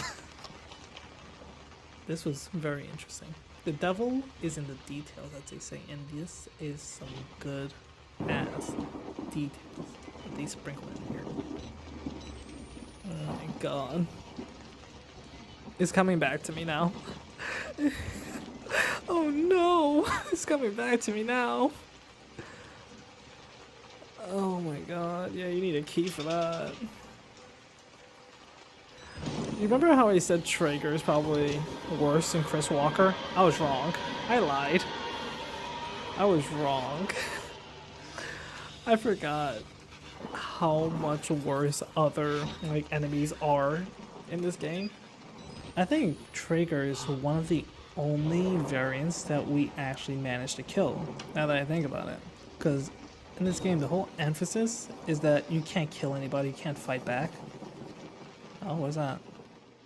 No, this game has a huge emphasis of you can't defend yourself, you can't attack. But Dr. Warnick is the only variant that we were able to kill. So I always found that very interesting. It's just a Ghost Miles, it's fine. It's not the last time you're gonna see him. Oh man, I remember I hated this section a lot too. To continue what I said before I read the document, when I was playing on hardcore mode, this is what I would normally say. Around the light, just pitch darkness. And that was mainly because I was insufficient at using my battery properly. And my battery was, when your battery is at 0%, you barely could get any night vision. So that was essentially me. Oh, Kate. Oh my god. Oh my god. I saw it coming too. but it still got me. God help me. I think I've seen the Wall Rider. Oh yeah, you did. You saw more than you needed to. Shoot. Miles, I would have been running. Like, now that Traeger's dead, you know, I would have found I would have pulled his body out. Number one, that elevator's still working. I would have pulled his body out, go back to the first floor, get that knife. Yeah, Chris Walker's following me, whatever. I could still outmaneuver him. I could still outrun him because he's so heavy. Right? And I legit just try to just cut the bolts at the like front of the door and try to get out because this is insane. I don't care who you are. What kind of dedication do you have to go through all this nonsense just to break a story? Through all the pain and tribulations. How? It's like... Understand. I'm gonna use an analogy here. If I'm warming like a thing of pizza rolls and I find one of them suckers is cold, I give up. I'm a quitter. I'm not gonna get up and go rewarm it just to warm that one piece. You know what I mean? Like, it's too much effort. The analogy is that it's too much effort to get up and rewarm my thing of pizza rolls. Now tell me, who in their right mind is gonna go to this, right? And say, oh, I'm gonna break this store. I'm gonna expose this evil corporation, right? Goes in there, right? Gets drugged, get chased by a lunatic that wants to rip your head off, get stalked around by ghosts, get your finger sliced out by a doctor, quote unquote doctor. Who would go through all this? And still, it's not over yet. You know? It's still not over. I could never. I just could never, guys. Come on. Yeah, this section particularly sucked. Again, there was a trophy for like conserving your like battery. Don't use too many batteries. And like this section was such a pain because you'd actually have to memorize the layout. And if you see through like the sides, not even the sides, you could like look straight down. That's how dark it was. You couldn't even see the rain hitting on the floor. That's how dark it was. You got that battery radar, man. I'm telling you. Chris Walker can sniff him out. Well, he can sniff out batteries. Any questionable recording, I'll just ignore that.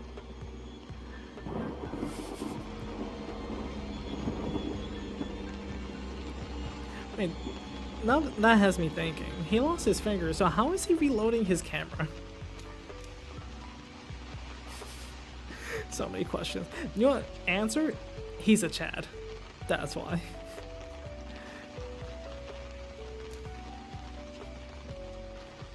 Again, guys, insane mode, pitch darkness. It's like I was trying to like feel my way through there, trying to get to the light while avoiding him. I remember I died once here, only because I got freaked out. Not in this section specifically. It was like the next section when you meet Chris Walker again. My gosh. Chris is stalking me like a girl in love. He is stalking me like Hinata. But there's nothing pure about what he wants to do to me. Jesus. Add my head to his mantle. He admires me so much that he just... he wants my head upon his mantle. Upon his trophies. Oh no! Oh, you jumped too far. Now if this was Outlast 2, you'd need a bandage. That would be a waste of a band-aid.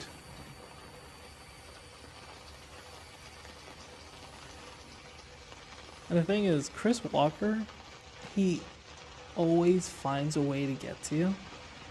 Like, you find this alternate path to avoid him, right? But it doesn't matter.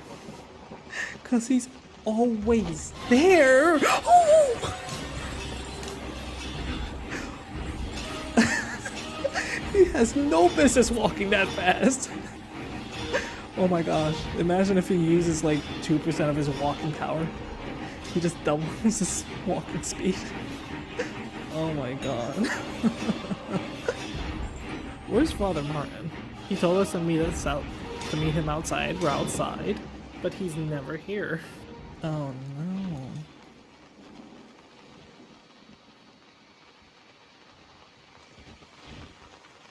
Oh man. And these guys go through so much. Yeah, of course that's Slock. Why wouldn't it be? Why would Father Martin help you in any way?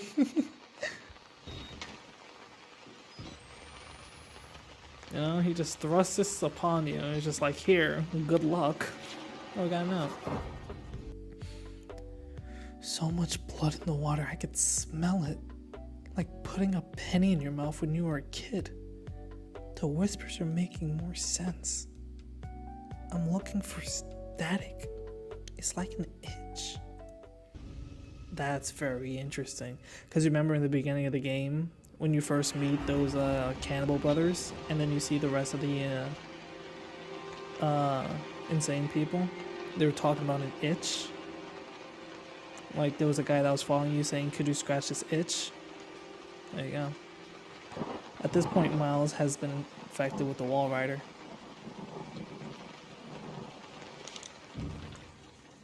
So it's been theorized since he's been infected by the Wall Rider, if like half the things that he is seeing are true.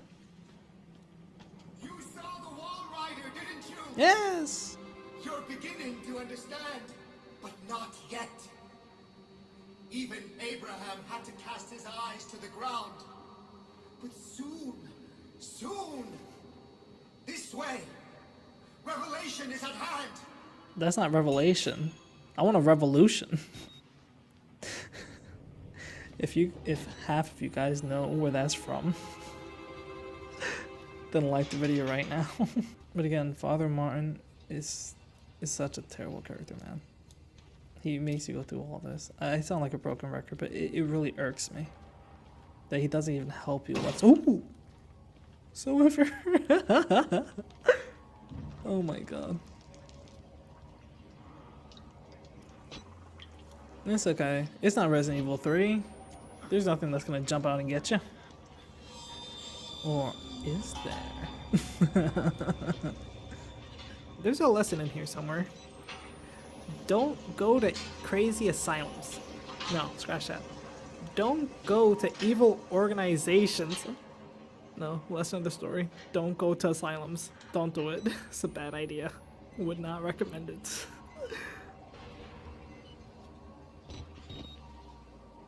I'm not gonna lie, I was half expecting another battery in there. Because this guy is so good at fighting them. Oh my god. I remember this section was particularly brutal. Not because of any of the iconic variants chasing you, but for the fact that multiple variants chase you in this section. And it's very disturbing. I mean, it's disturbing, but it's also very difficult. Trying to get past it. I'll fess up, I missed that jump too. I missed that jump. I'll fess up to that.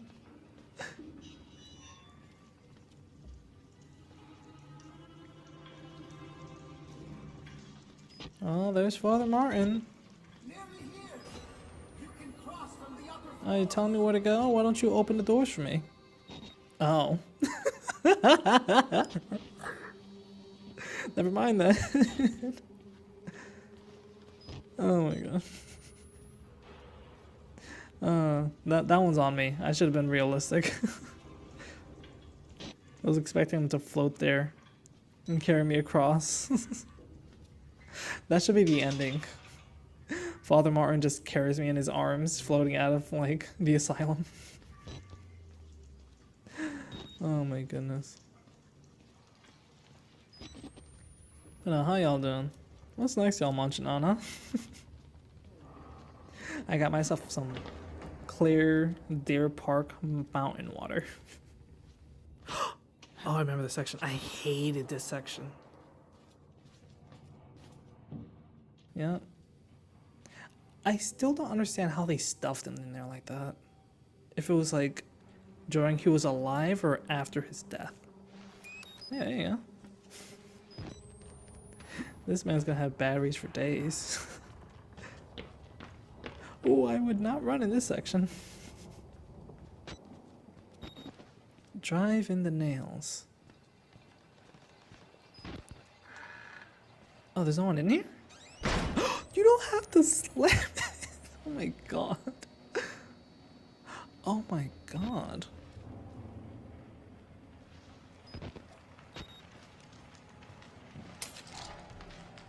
You might wanna... Yeah. Because I don't know if it's this section or another section, but I know somebody tries to break through the door. Like, fun fact, what I did for this section, I legit just hid under the bed, counted to 15 seconds to see if anybody was gonna come after that whole interaction. And after the whole 15, I got up and left.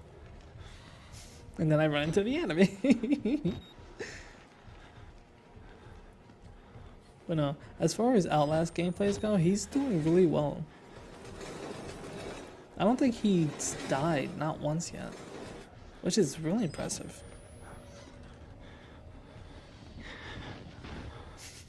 Now that I said out loud, I'm actually kind of salty. Oh, but it's alright.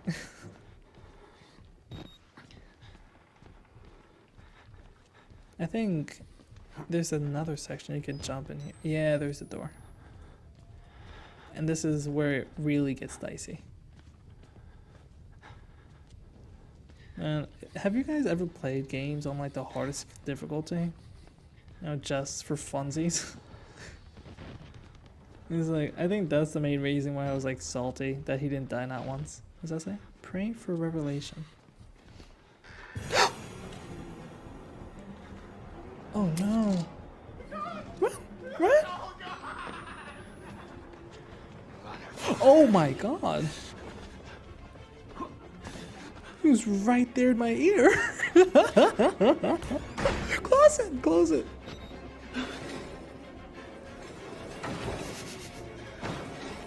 Oh my god. I don't think they can break through that. If they can, that would be very worrisome. Because imagine if they like glitch through it and you have no way out. Oh, invite the wall rider. So they're essentially giving human sacrifices to this thing.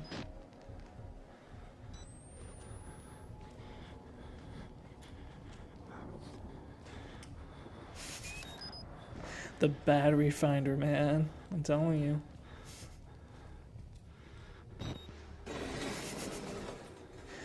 Double A's, triple A's, Duracell, I got what you need. Oh my god. But no. Another thing I was very surprised about this game, that I'm surprised I've just learned about, was the fact that those twins have always been chasing you. Like, not in this section. These are... Ah! Go! Oh my god. I don't think he chases you that far. Yeah, no, he doesn't chase you that far. Somebody's trying to break through something. I don't think that's him trying to get to you. But no. It's embarrassing to say. I just realized that it was like the twins, like, all along, like, chasing him. Like... I only thought it was in the shower scene. So when they chase you to Dr. Warnick, or when they chase you on later in this section, like, I thought it was just like other lunatics. I didn't think it was them. So at the end of the game, I always mocked them I was like, oh yeah, you were talking that good shit a minute ago. Now look at you, opening the door for me. But no, they were actually out here trying. They really wanted my tongue and my liver. Oh, somebody's running somewhere. Y'all heard that?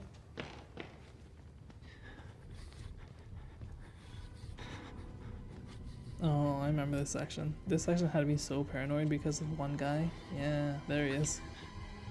I got too close to him. I think he hit me. Oh, is that a document?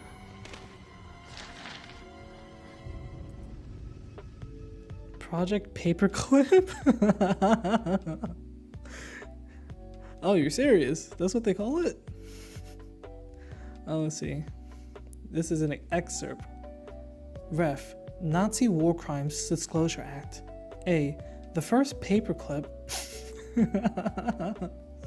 That's what they really called it, okay. The first paperclip provides a means of obtaining services of foreign specialists for specific assignments within the tactical services of the Departments of Army, Navy, and Air Force. B. Project 69 is primarily a denial program with utilization as desirable features. The aim of this program is to secure employment in the United States of certain preeminent German and Austrian specialists, thus denying their services to potential enemies. So that's a juicy piece of information right there, because it tells you that they were trying to use this experiments for war, basically, to get an edge up. During the Nazi War? When was that? That was World War II.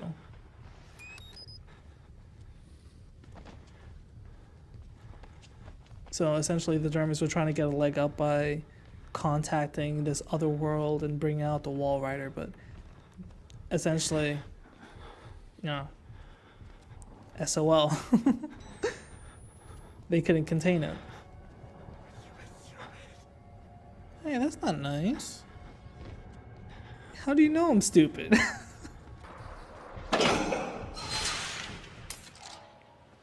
Thank you.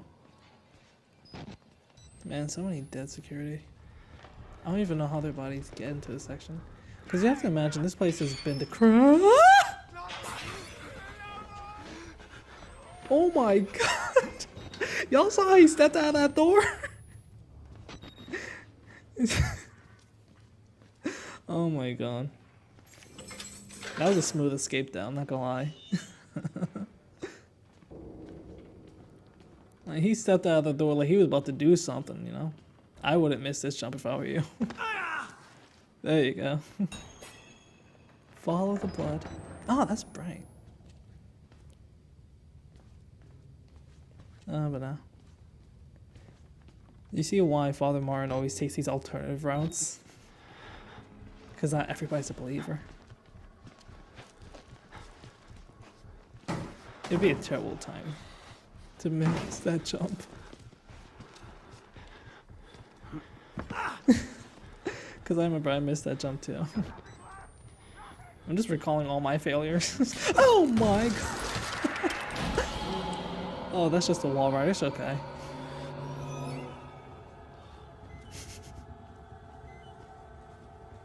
No, he's just a fairy godmother. That's all it is.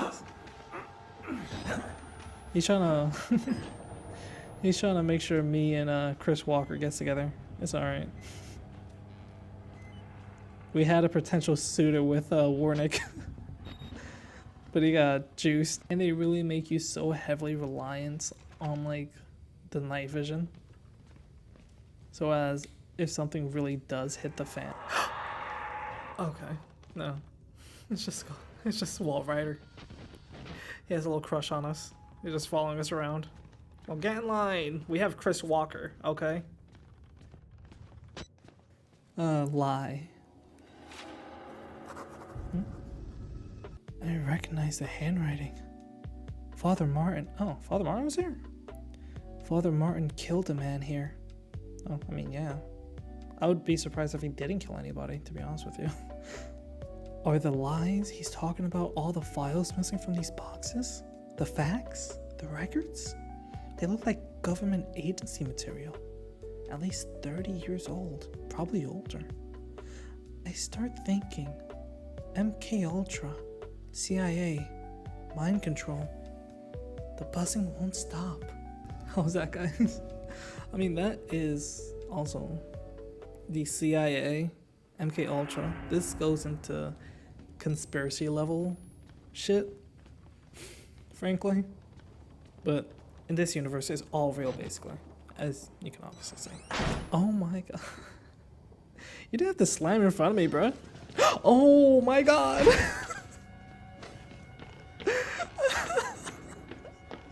Oh my god.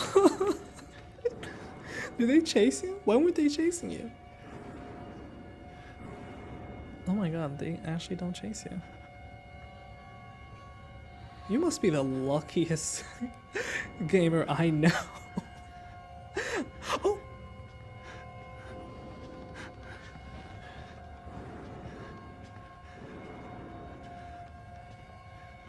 Oh my god. Oh my god, dude. Heavy footsteps, man. Jeez.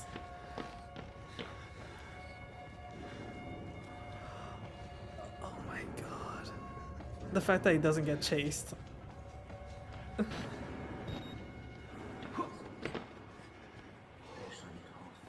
my god.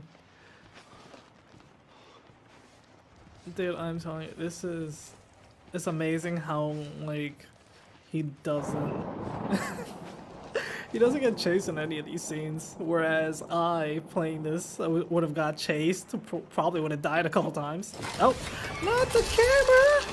No! I didn't get that 2-year warranty. No!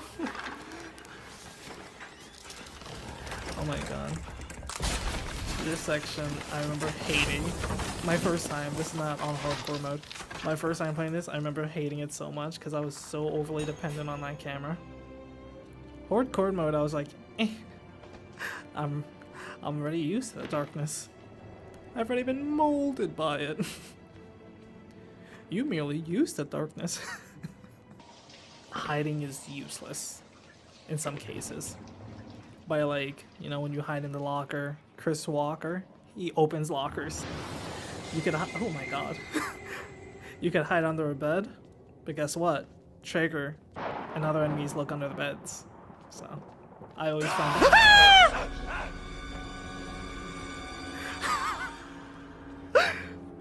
So many cheap scares, oh my god.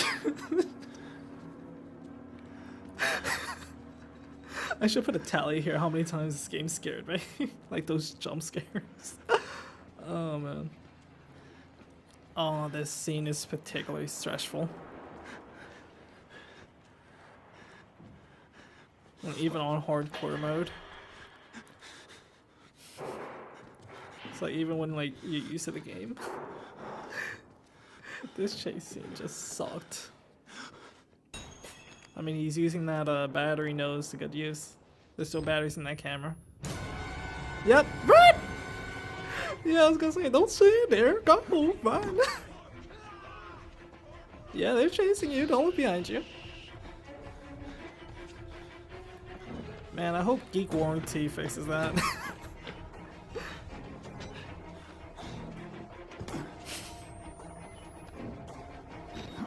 Oh, he got through that relatively unscathed.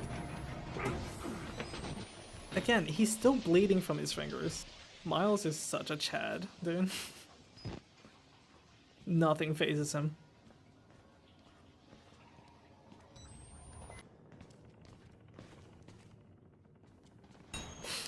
Oh my god.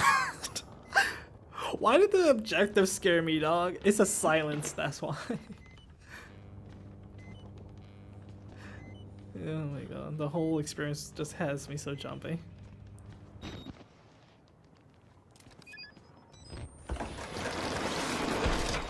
Well, that's not good. Gangster. Only one way out. Only one way. Close and locks the doors on you. How do you know you're not a patient? How do you know you're not a patient? Yeah. Because I have a camera. I came here in a car. Oh my god. Douchebags all around. Just locking you out. At the very least, we're getting near, like, the end of the game.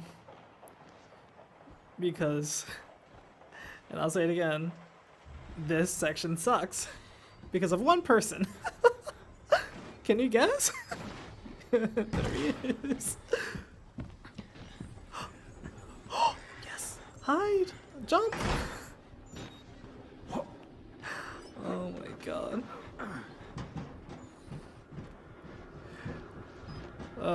Does this remind you of anything? It's a callback to the beginning of the game.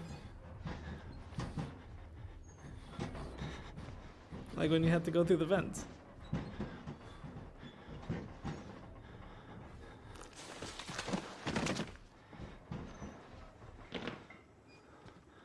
And we're back where we started. I don't know if Chris is still tracking us, but the music needs to die down. Oh, a document. Let's get it. Alright. Translated from German. Berlin, 6 September 1938.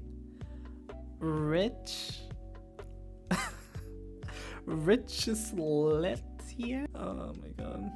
Letsplay. Lehanier. I think I got that right. What do you guys think? Translated from German. Berlin, 6 September 1938. Richard Lochner and Dr. Medroge. I have pressing news concerning the ongoing work of Dr. Rudolf Warnick and his Department of Morphog Engine. Expanding on theories depending in his brief but unfortunate relationship with A. Turing. If I had not witnessed it for myself, I would not believe it had happened. But beyond even the promise in cellular regeneration and guided cancer regeneration, I believe Warnick's method has breached the spiritual realm. Something crossed from the other side. I personally witnessed it, the appearance of an apparition. Personally, but undoubtedly so. I love how I'm just like switching through so many voices for this one. I can't nail the German accent down. I'm sorry, guys. Please forward my notes and investigation to witness further experimentation to Dietrich Eckroth to do not doubt the father himself may need be made aware of our discoveries. It is my opinion, in fact, that Dr. Warnick's successes,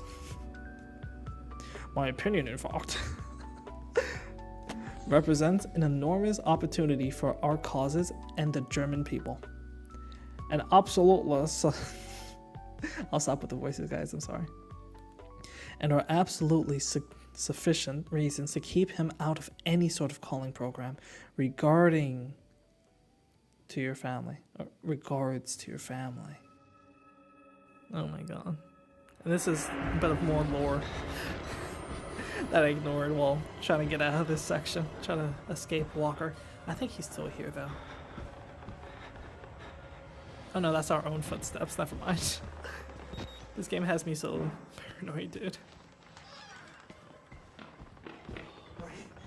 Yes, I'm supposed to tell you. The key to the house of God is in the theater, behind the light. In the theater, behind the light. You have to see the movie, so that's where I left the card. Okay? Friends! Children! I need your help. Where are you? Yes, coming! I'm coming! Oh my god. That honestly sounded like a parent and child relationship there. It's like, jeez, I'm coming!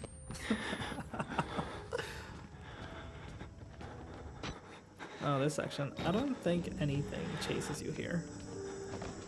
But I could be wrong.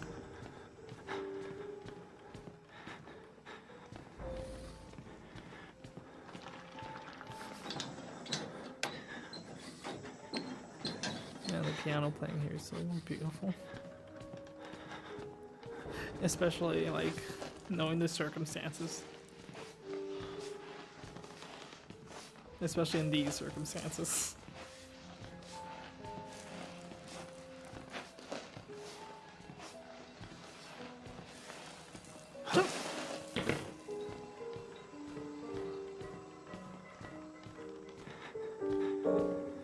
Oh, don't stop playing. I liked your music. Oh.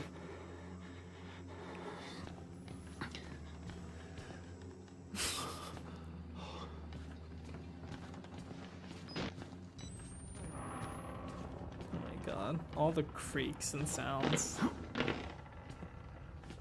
Yeah, that looked jumpable. I was about to say. Oh my god! Exit interview recorded December 27th, 1985 in Los Alamos, New Mexico. Clearance Sierra Alpha. Subject Dr. Rudolph Wernicke, 14866. The films are real. There was no alteration to the footage at all? No trickery? None. In June of 1943, you recorded 3 instances of spontaneous bleeding. Half a dozen test subjects began to develop brain tumors. Yes.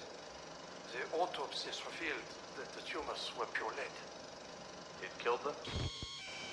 Can you explain why the results could not be reproduced in the United States? I have my theories.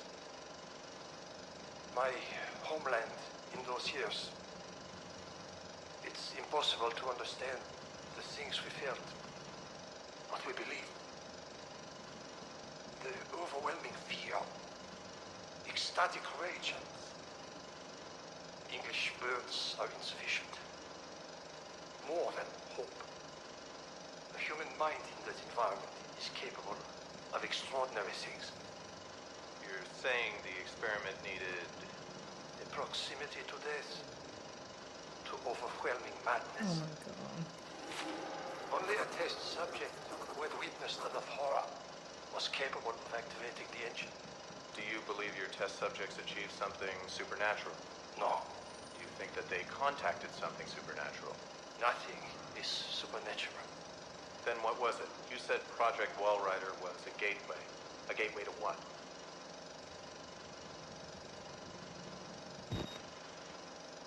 Oh my god, dude. Let's see. The man sounds like Dr. Strangeloves. Oh, what are these names? Okay. The man sounds like Dr. Strangelove's anemic brother.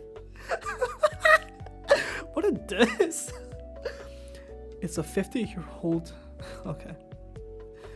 It's a 50-year-old. Can't get over that diss. Okay. The man sounds like Dr. Strangelove's anemic brother. It's a 25-year-old audio recording. An interview with Dr. Warnick. Los Alamos means government work. Warnick talks about spontaneous bleeding, tumors, psychosomatic reactions, and significantly disturbed people. Seems to walk on a line between science and Nazi mysticism.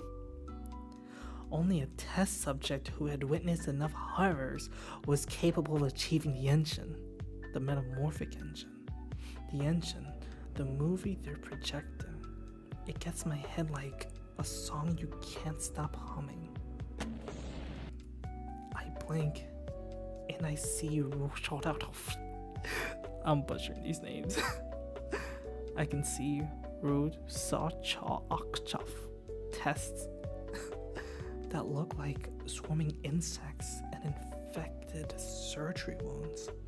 The patients talk about using the engine to conjure the wall rider. It's the buzzing I hear in my bones. I'm not gonna lie after that. I should have warned you guys, look away. I'm feeling a bit of buzzing in my head too. Oh no. Oh my god. But no. German experimentation that went wrong. Okay. You have to find Wernicke. Only way. I'm not gonna lie to you, I thought that was a ghost for a second. I was like, okay. The wall rider's having a little too much fun here. Hold on. Another document, let's get it. subject? Flesh-eating bacteria. Wash those hands regularly. That's it. I guess that's not it. Somebody replied. Necrotizing facilities? Really? I fucking quit.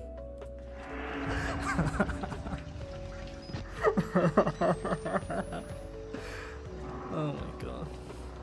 I fucking quit. Oh, I think the twins chase you in this one too.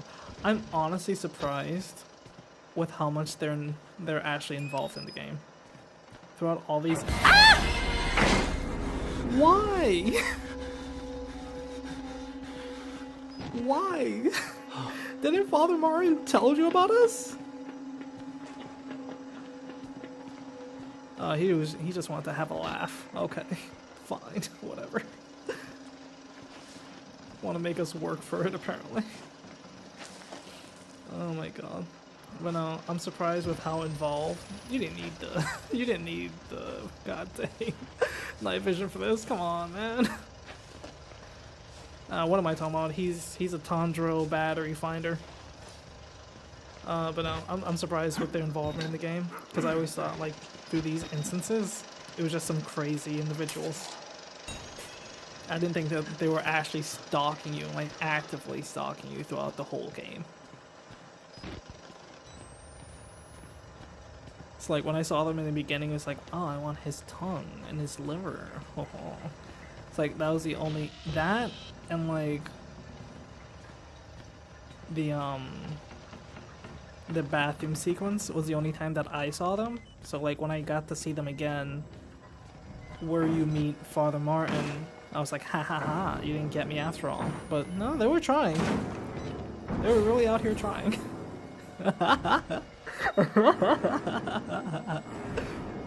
Yeah, here they are again.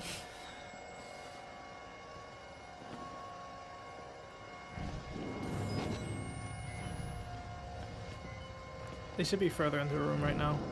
It's a good time to leave. They're gonna chase you regardless. Go!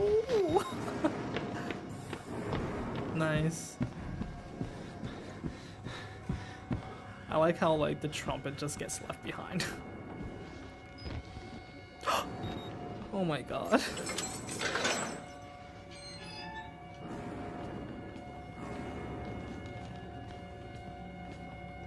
It's like if his brother wanted, he could have still chased us.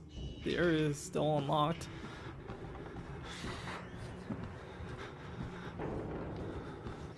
Elevator doesn't work, yeah. You thought it would be that easy to get out of here? No.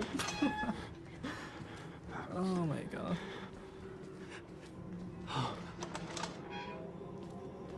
Oh, this is so ghastly. They shouldn't hurt you, but I was so convinced they would. So I was always like, my man. But I was always convinced that they were. So I was always like crouching around them, like trying not to make any noise to disturb them.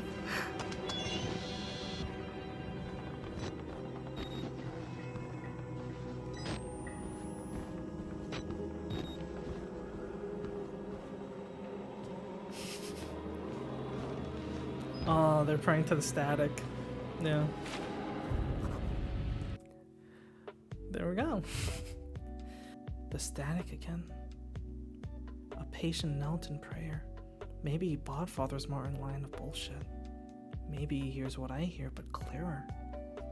Maybe it's his way out of this place. The priest called it the Gospel of Sand.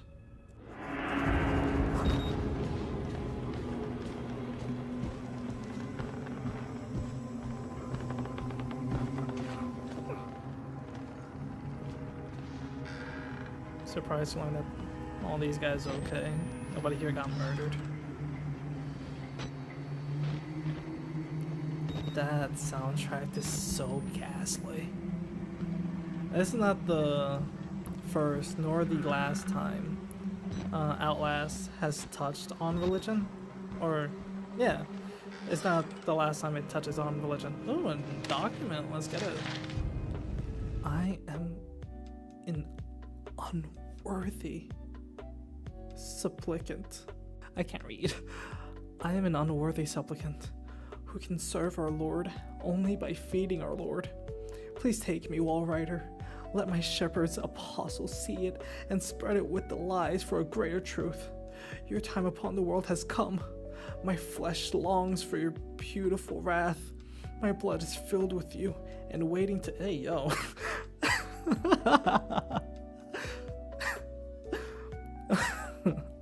And waiting to be set free. This is my prayer. Write your gospel in my flesh. Oh my gosh.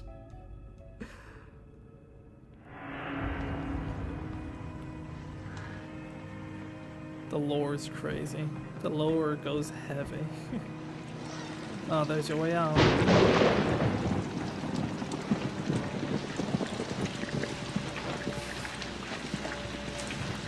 I don't know how you don't slip from this.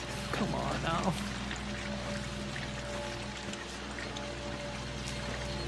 Especially there, you walk right under it.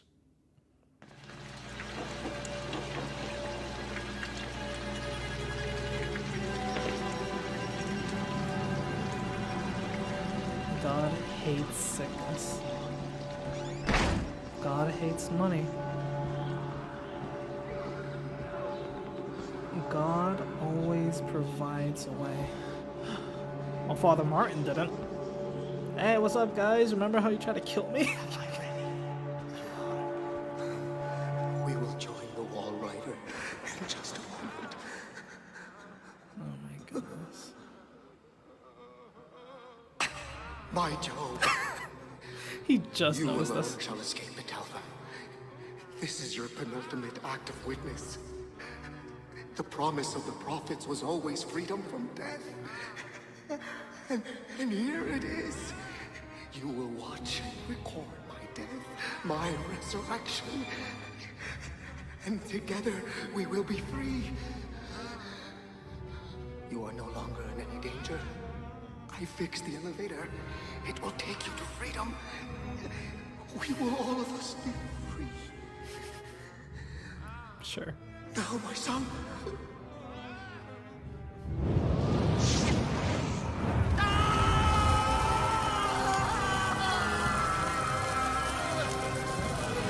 You know what?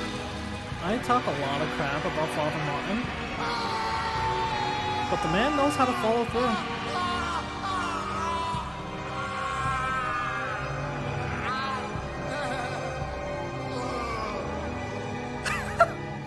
Now he pulls the camera.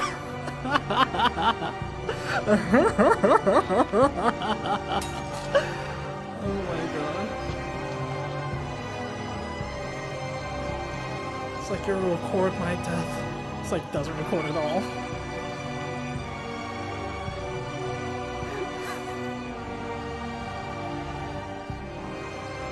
It's like, hey, at least I recorded the tail end of it.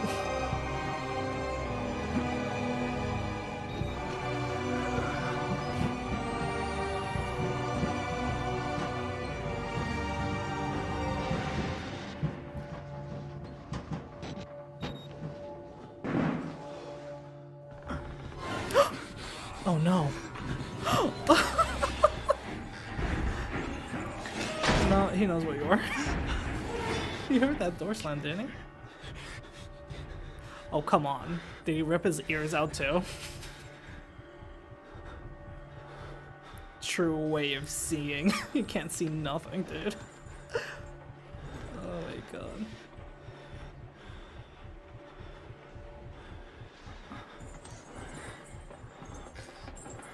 He's right there. He is right there. Yo! He's so ballsy! Work! Oh. Oh my god, where'd he go? Go! Go! No! Oh my god, dude. He's finding another way? Yeah, I wouldn't take that chance. Just leave.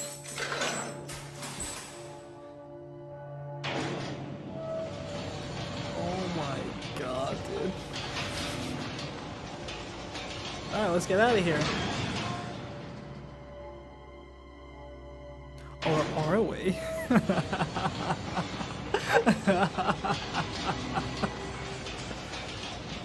Oh my god.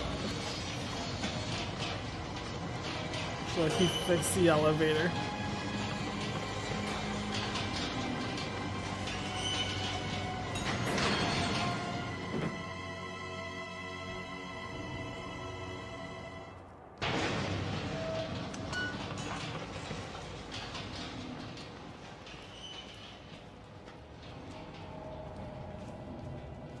Yeah, this section, at least you won't have to deal with all the other enemies, you know. But this is where you truly get introduced to Wall Rider. Okay, hold on, I gotta get that might said. Fuck. Whoever finds my corpse, trust no one and tell everyone. I am not crazy. I know. Only crazy people say that. But I am as sane as this world allows. With a camera full of evidence. Don't call it a gospel. Call it a mockery of reason. Let the world know it. I can't stop laughing. Call it a mockery of reason. Let the world know it was Murkoff's fault. Bury these bastards with my mutated dead body. I mean, hey, you really called it. Oh, hey, another document.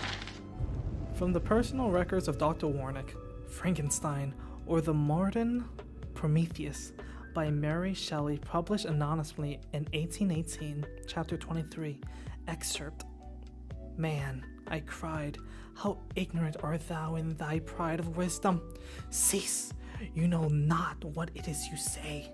I break from the house angry and disturbed, and retire to the mediate on some other mode of action. Oh my god. Okay, that's where we're gonna end it here, guys. We're gonna watch this 30-second movie. This should explain. This should be an interview about the whole Wall Rider incident, and kind of tie the story together a little bit more. But at the moment, I'm gonna put another commercial break so I can edit this video, condense it a little more, and then we'll finish the gameplay because we only have a half an hour left. And yeah, in the next game we'll decide together, or it might not be a game, it could be something else.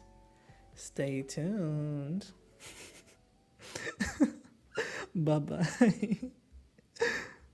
Hey guys, Sleepy's here, and welcome back from our commercial break. Now this will be our final installment of Outlast. It's been quite a journey, but now that journey is sadly coming to an end. But I've had a lot of fun with this, and I hope you did too. So without further ado, let's get to it. Unfortunately, this segment is kind of the bane of my entire gameplay. No section matches up to this with the pure frustration you feel dealing with the Wall Rider. Because when he gives chase, he never stops. He can go under doors, through doors, anything he'll do to get to you. And he's fast too. He's faster in Nightmare mode. So there's always something to watch out for. And oh my god, the carnage too. It's absolutely crazy. Honestly, this is the reason why we should just stop experimenting in general. Unless one scientist gets a little too big for their britches and this happens. Oh, we got a note. Project Wall Rider. Author Jennifer Rowland notes, my 14th autopsy of a Wall Rider patient, showing no signs of accepting the therapy than any others. There have been slight gains in cell migration and what?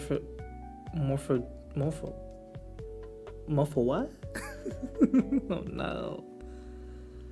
morphogenesis, including effects similar to human growth hormone, but nothing to suggest a stable creation of a sentient, independent swarm. That's actually interesting. I'll tell you why it's interesting later. I'm so tired, doubting my judgment.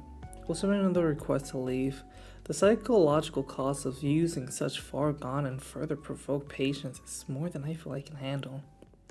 May suggest handling less hope on the far-fledging theories of a senile Nazi and move towards a simpler mechanical engine based on a major sperm protein. We'll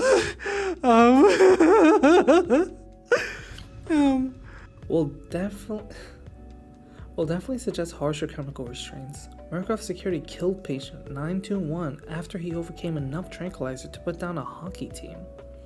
I'm afraid the hormone therapy is interacting with our chemical restraints in a counterproductive manner. Now here's why that's interesting.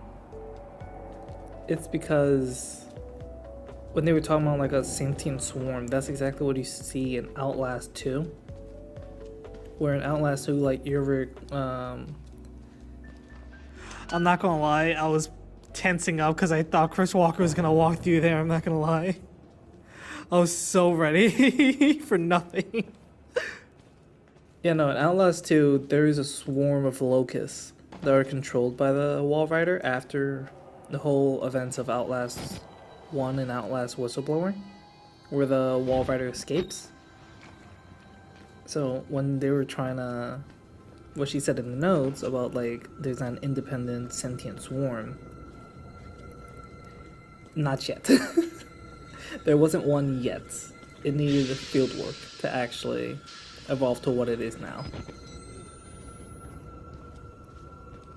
Oh my god, imagine going through this section just pitch black. I did, it was terrible. Oh, here he comes. The star of the show, you better run. Don't look behind you, go! It's like, is he still chasing me? Yes, go! Chris! Chris, what are you doing here? Oh no, Chris, run! Chris! Chris, no! Chris, run! No! Stop it! No! Chris, no! No, fight it, Chris! Fight it! Chris! Oh!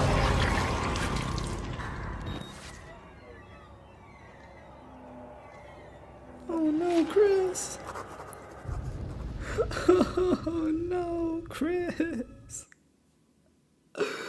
Oh, you monster! How could you do that?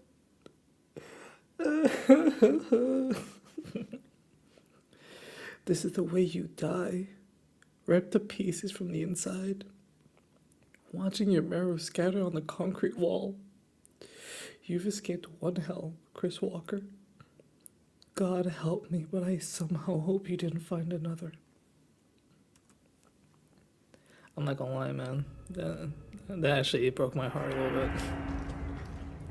This little cat and mouse game we had, all this flirting we did, man, just ended abruptly.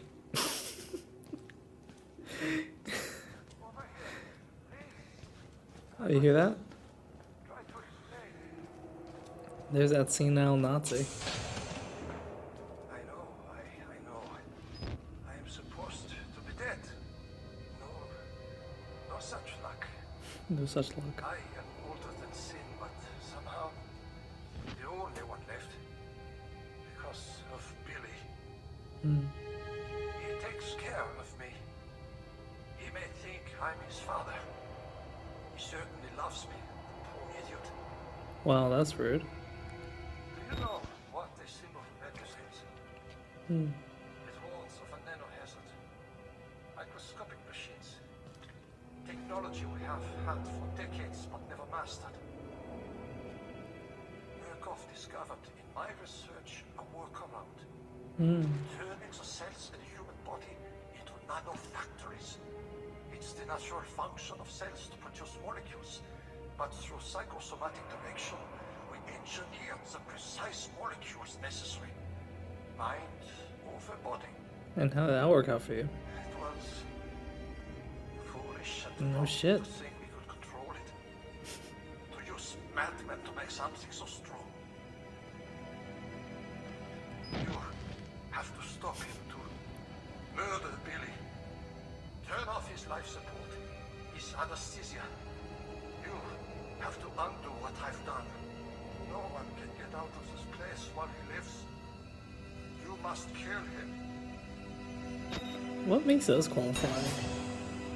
That was always my question when I was sitting through the scene. What makes us qualified to do this?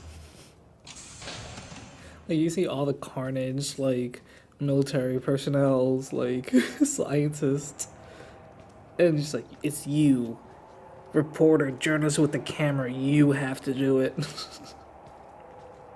It's like, how about you show me what the exit is and I'll just go through that and leave you to your own mess. Because if this is your fault, I shouldn't have to clean your mess. I'm a journalist, not a custodian, alright? Sheesh. But even then, you couldn't pay a custodian enough for this bullcrap. Oh, is this the bathroom? Shower? I'm kind of confused. Why are there sinks in the shower? I am extra confused. Is this not in America?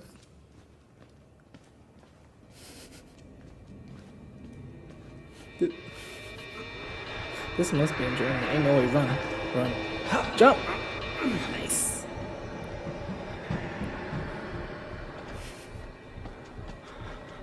You know, the wall rider is no joke. Even though you don't see him, he's still coming after you.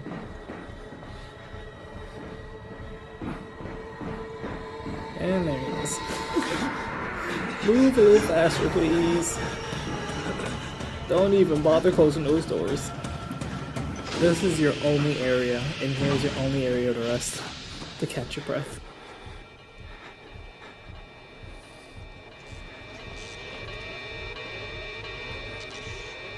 It's the same place we've been before, but now we're looking down instead of looking up.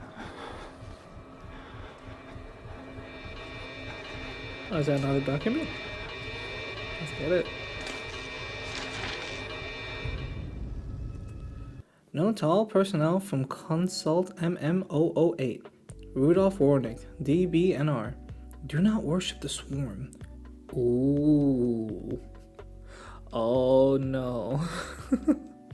Do not worship the swarm, nor allow the delusions of the patient to influence your beliefs. Any sentient being based in this technology will be so far superior to us that the illusions of godliness will be reasonable. We have always looked into chaos and called it good. We now are blessed with significant power that such belief could destroy us. Do not be tempted. Remember that you are a scientist. You know, a lot of dead scientists. But no. You see, now I'm curious. The level of strength the Wall Rider has gained, if Father Martin had a hand in that. Or if the Wall Rider was like speaking through him or speaking to him to make sure that he gets people to believe so he can become even more stronger.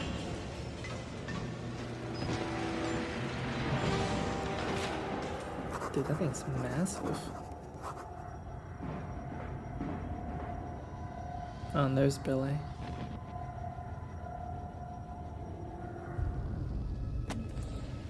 The ambassador. The feed chambers. The precursor molecules. Vague memories of nanotechnology articles I've read online. Probably drunk, probably distracted. Not nearly enough to know how to destroy it. But Billy is the center of it.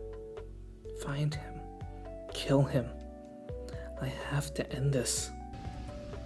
No, you don't. What's with this mightier than thou righteous garble, man? You have no self-preservation at all. What is wrong with you, Miles?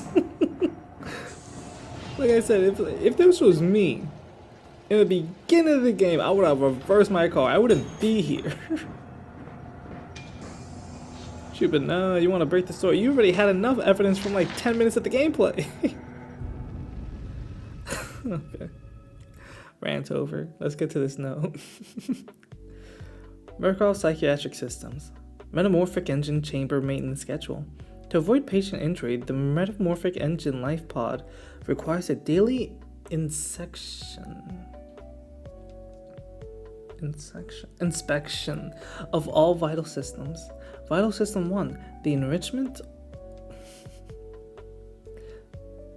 Vital System 1, the enriched oxygen perifluorocarbon from the life support fluid reserve must be continuously flushed and replaced through the course of the patient's treatment.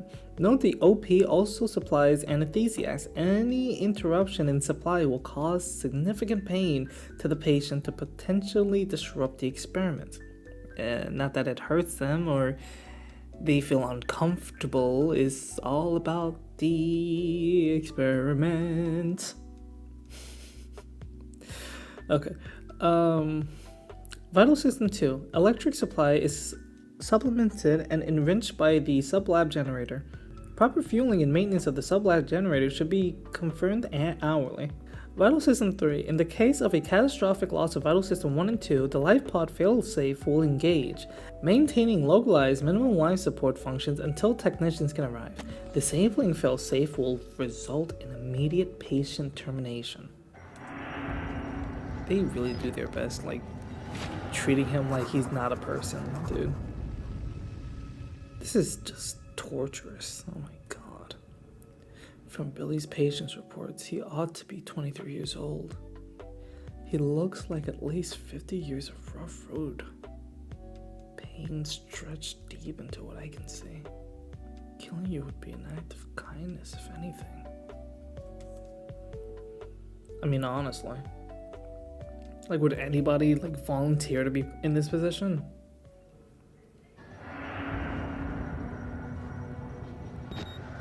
Like... And there's one of those quote-unquote failed terminations. Man, these guys are so scummy, dude. And what makes this worse is, like, this actually parodies, like, some actual companies. I would not be surprised if there was an actual company or corporation that flirted with this idea, you know? I would not put it past them. I mean, there's a lot I wouldn't put past them, honestly. Do not turn the light. Oh, we got a note.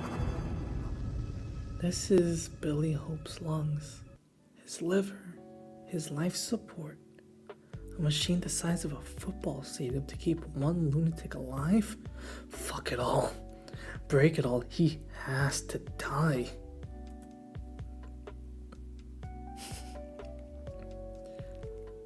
I mean, in all honesty, here, do not turn the valve. What do you need to empty it, dude? Don't you need to replace it? They got a big red sign. It's like, do not touch this. No, no, no. Just like, in that case, wouldn't you put it somewhere more secure? That's crazy. Because, like, when we were going through all this, none of these doors were locked. Well, probably because they were running for their lives. Do not turn the phone. You hear that? There's a wall rider crying out. Oh, there was a note in that room. You didn't go? Oh. Bucket. Go.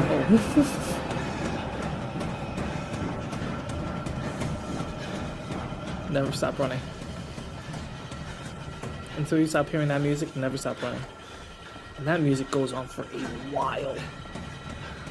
I remember circling through that entire area, trying to look for where to go next. Because I was so frazzled.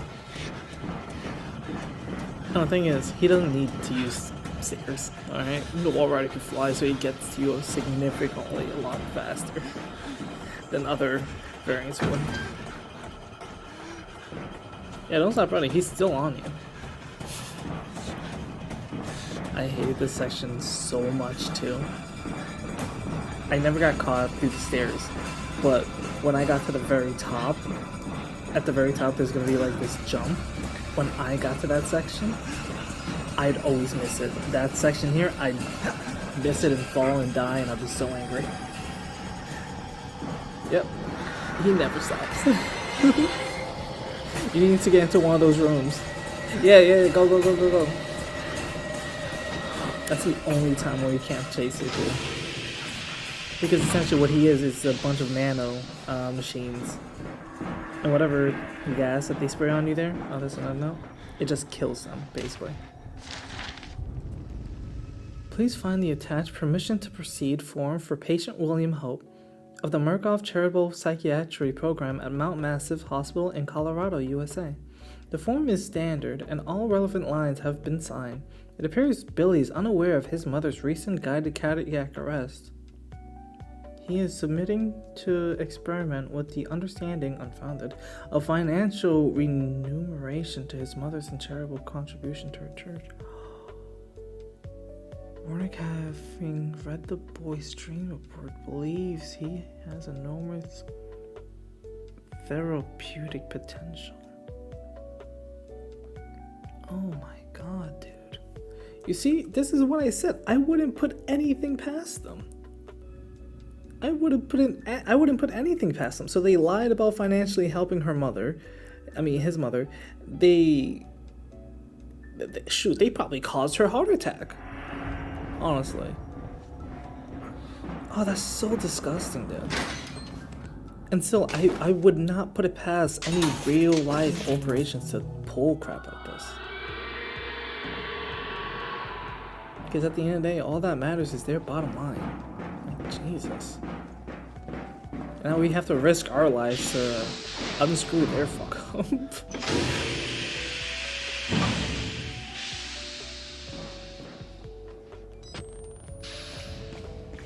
Just like the idea that Annie, random schmuck that comes in here. It's like they have to save the world. Oh, he's here somewhere. Oh shit! Oh no! Oh, I remember this. Oh god. Oh Miles. Run, go. He's still behind you. Even if you don't hear the music, he's still behind you. Just go.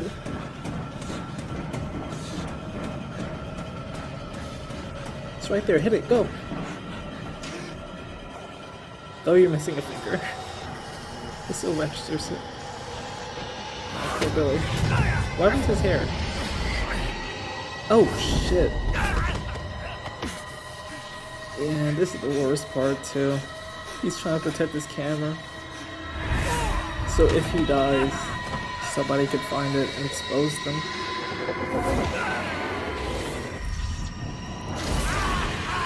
In this section, I legit thought I was dead the first time I played. I thought he was gonna make me explode like Walker.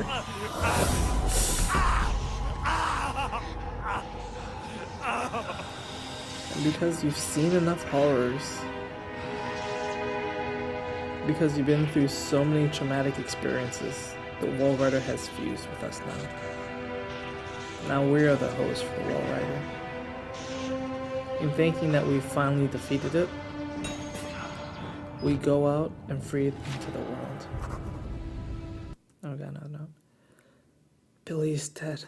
The Wall Rider, the Swarm, whatever it is, unmade with him. Whether I escape or die here, I'm free. I mean, in all honesty, yeah. Oh, dude, this is just heartbreaking.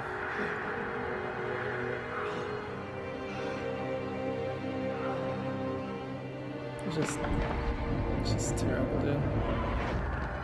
Because what happens to Miles, he does die. Not after this whole section, but, you know, being brutally mutilated and being thrown around by a sentient ghost from like 50 feet. he succumbs to his injuries eventually. And then the Wall Rider unfused with him and fuses with the colony of locusts, which we see in Outlast 2. Which, look out for that. Honestly, this broke my heart the first time I played this. Because, like, I was under the assumption of just how, like, oh, he's so tired. But now he's free. He's gonna make it. We're gonna survive. But then I came to the store. And then this piece of shit.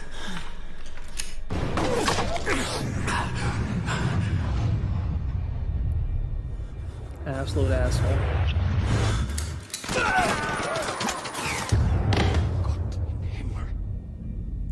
You have become a horse. Yeah, I have, bitch. Come here. Thought you were gonna make it out of here? Hell no. Yeah, you can kill me, but you ain't gonna walk out alive. Well, not that you could walk before. Oh, man. But no, that was Outlast. I hope you guys enjoyed it. I certainly did. Especially until the end there, when I stuck it to that prick. But I had a really good time with this. I had a lot more fun than I thought I would, honestly. I hope you guys feel the same. For our next video, I don't know what I'm gonna post. Well, it's gonna depend on how well this video is received, in all honesty. I hope it's received well. I hope you guys like it. But I have a lot of ideas running through my mind right now, and I want to see if I can get that down on paper before I try anything else. So there are steps I need to take first to ensure the quality of it. I hope you guys are looking forward to it, because I'm gonna have fun making it. But it's always hard to say goodbye, so I'll say it first. Bonne nuit, adios, hasta luego, Johnny. Goodbye.